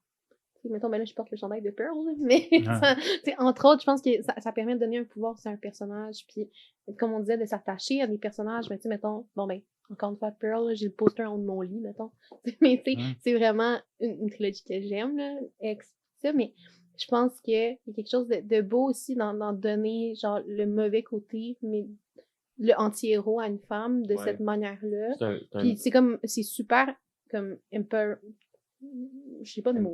Merci, c'est le mot que je cherchais. J'étais comme ça commence comme ça. Mais fait, il y a quelque chose de redonner du pouvoir, puis de donner une voix aussi, qui est vraiment intéressant. C'est un bel exemple d'horreur féministe, je pense, la trilogie de Pearl, justement. Puis ça, en même temps, ça garde l'aspect old school qu'on aime. Tu sais, c'est un petit peu un clin d'œil à Texas Chainsaw Massacre, le premier. Puis après ça, je sais que le dernier, ça se passe comme des années 70 ou 80. 80, ouais, c'est Maxine, ouais. C'est très De Palma. Puis t'as le deuxième qui se passe dans les années 1920. Fait que moi j'aime beaucoup les films d'époque, mais en tout cas, tu peux être rafraîchissant en gardant quand même la recette classique que le monde aime, je pense. Ouais, et puis bon, à quelque part, je pense qu'on aime bien aussi s'identifier à une femme forte, même si c'est une meurtrière, finalement. Mais il y a quelque chose, elle a un rêve, elle a, il y a quelque chose, une ambition. C'est pas juste genre, je suis meurtrière. Non, mais vraiment c'est l'exemple de qu'est-ce qu'on parle depuis tantôt, que les gens, ils vont tuer pour finalement, ce qu'ils veulent remplir un rôle, ils veulent devenir une star. C'est un peu ça l'histoire. Ben, c'est exactement ça. Mais après, on peut, par exemple, on prend l'exemple du Rape and Revenge. C'est les deux facettes en même temps. Disons, une première partie où te montre la femme qui est complètement inoffensive ou qui ne peut pas se débattre ou autre. Et disons, la deuxième moitié du film, c'est montre que c'est une femme forte, elle sait réfléchir, elle va se venger, etc. Et l'un des films, on va dire, marquants, c'était exactement qui était à l'époque. Tantôt on parlait de Last House on the Left, que là, c'est pas elle qui se venge, mais c'est les parents. Mais un des meilleurs, c'est Revenge. Voilà, celle de Coralie Farja. Ouais, qui est le premier, c'est le premier long métrage de celle qui a réalisé de Substance. Okay. Mais c'est vraiment incroyable comme film. Et d'ailleurs, pour rebondir sur The Substance, qui, je pense, a ouvert la porte maintenant, j'ai regardé ce week-end Shell, qui est sur Prime, et qui reprend un peu le code de beauté. Bon, d'ailleurs, notre chère et tante de American Horror Story a repris la thématique avec The Beauty. Qui est sur Disney+, mais ça ouvre aussi les portes à peut-être d'autres scénarios, d'autres histoires. Bon, là, on tourne toujours dans le culte de la beauté, d'Hollywood, des comédiennes qui ont du mal à vieillir, et puis toute cette société qui ont tendance à mettre les femmes au placard après 40 ans, qui a été quand même l'élément déclencheur de Coralie Farja quand elle a écrit le scénario de Substance. C'est bien qu'on en parle, c'est bien d'en voir. Moi, en tout cas, je m'en lasserai pas parce que c'est toujours un problème qui est actuel et puis on n'a pas fini d'en parler, je pense. Mais non. Puis une petite parenthèse, je sais pas si vous étiez au courant, mais ça a l'air que une des grosses inspirations pour The Substance, c'était des épisodes de la série animée de Batman des années 90. T'as les épisodes avec le méchant Clayface, qui est un acteur qui il reste jeune en mettant comme un stuff dans sa face, puis il reste beau à cause de ça, puis toute sa carrière est basée sur son image, puis à force il devient comme dépendant à cette substance-là, puis il devient le monstre Clayface, puis ça a l'air c'est une grosse inspiration pour le film de Substance, que j'ai même pas vu encore en passant. Mais c'est 2 longs métrages dans la fin, mais son court métrage aussi, je ne sais pas du nom, je sais pas si tu l'avais vu. C'était sur Mubi, là. Oui, je l'ai vu. Il est vraiment bon aussi. Puis ça décrit bien ce qui s'en vient avec ces 2 longs métrages par la suite, là. Mais Revenge, moi, je pense que je vais les préférer que de Substance. Mais après, si on prend le background de Coralie Farja, c'était une sociologue à la base. Donc, elle sort pas d'une école de cinéma ou autre, elle sort de plusieurs années. Elle a un doctorat en sociologie. Donc, elle a perçu, je pense que son scénario, elle l'a écrit, réécrit, il est basé sur des faits scientifiques limites pour que ça soit aussi juste. Donc, aussi comme Julia Ducournau, qui a quand même un bon background aussi au niveau de ses études, et qui, elle, dans sa trilogie avec Grave, enfin trilogie, c'est pas Que une j'ai vu pour la trilogie. première fois, genre il y a 2 jours. Moi, J'avais pas encore vu. j'ai vraiment adoré Grave, plus que Titane, j'ai quand même apprécié aussi. J'ai préféré Grave. Alpha est très controversé, plutôt boudé. Je dirais, nous, Alpha s'en vient cette année au Québec. Je suis quand même très curieuse de le voir, mais bon. Apparemment, il fait pas l'unanimité de la critique. On donnera notre avis là-dessus. Mais que ça soit Titane ou que ce soit Grave, il y a toujours plus ou moins une thématique qui revient. Et puis, c'est sûr que c'est beaucoup basé sur des personnages féminins aussi. Son cinéma est intéressant. Il est plus complexe, je dirais, que celui de Coralie Farja. C'est un peu comme un oignon qu'il faut éplucher pour en comprendre toutes les subtilités. Titane, notamment, qui est pas toujours évident au premier regard, mais le message derrière est quand même très puissant. Donc, Ça, je l'ai pas vu, mais j'en ai entendu parler. Ça a l'air vraiment bizarre comme film. Faut que tu t'accroches un peu en le regardant, mais... Ça a l'air que c'est... Moi, il y a quelqu'un qui me dit... Il y a quelqu'un qui est un grand cinéphile, mais qui est pas un grand fan de films d'horreur. Il me dit qu'il a adoré ce film d'horreur-là, parce que justement, c'est différent. Ouais, mais après, il y a un rapport beaucoup à la matière organique, à notre chaîne aussi. Je pense qu'elle elle polarise, point. Je pense que t'aimes ou t'aimes pas. Ouais. J'ai pas entendu personne faire « c'est correct ». C'est soit genre j'ai vraiment pas aimé ou j'ai vraiment aimé. Mais ça, c'est une œuvre forte. Là. Ouais, mais... Tu veux que le monde qui comprenne trippe, puis le monde qui comprenne pas, tu veux les choquer. Fait que mais après, ça reste quand même très cérébral.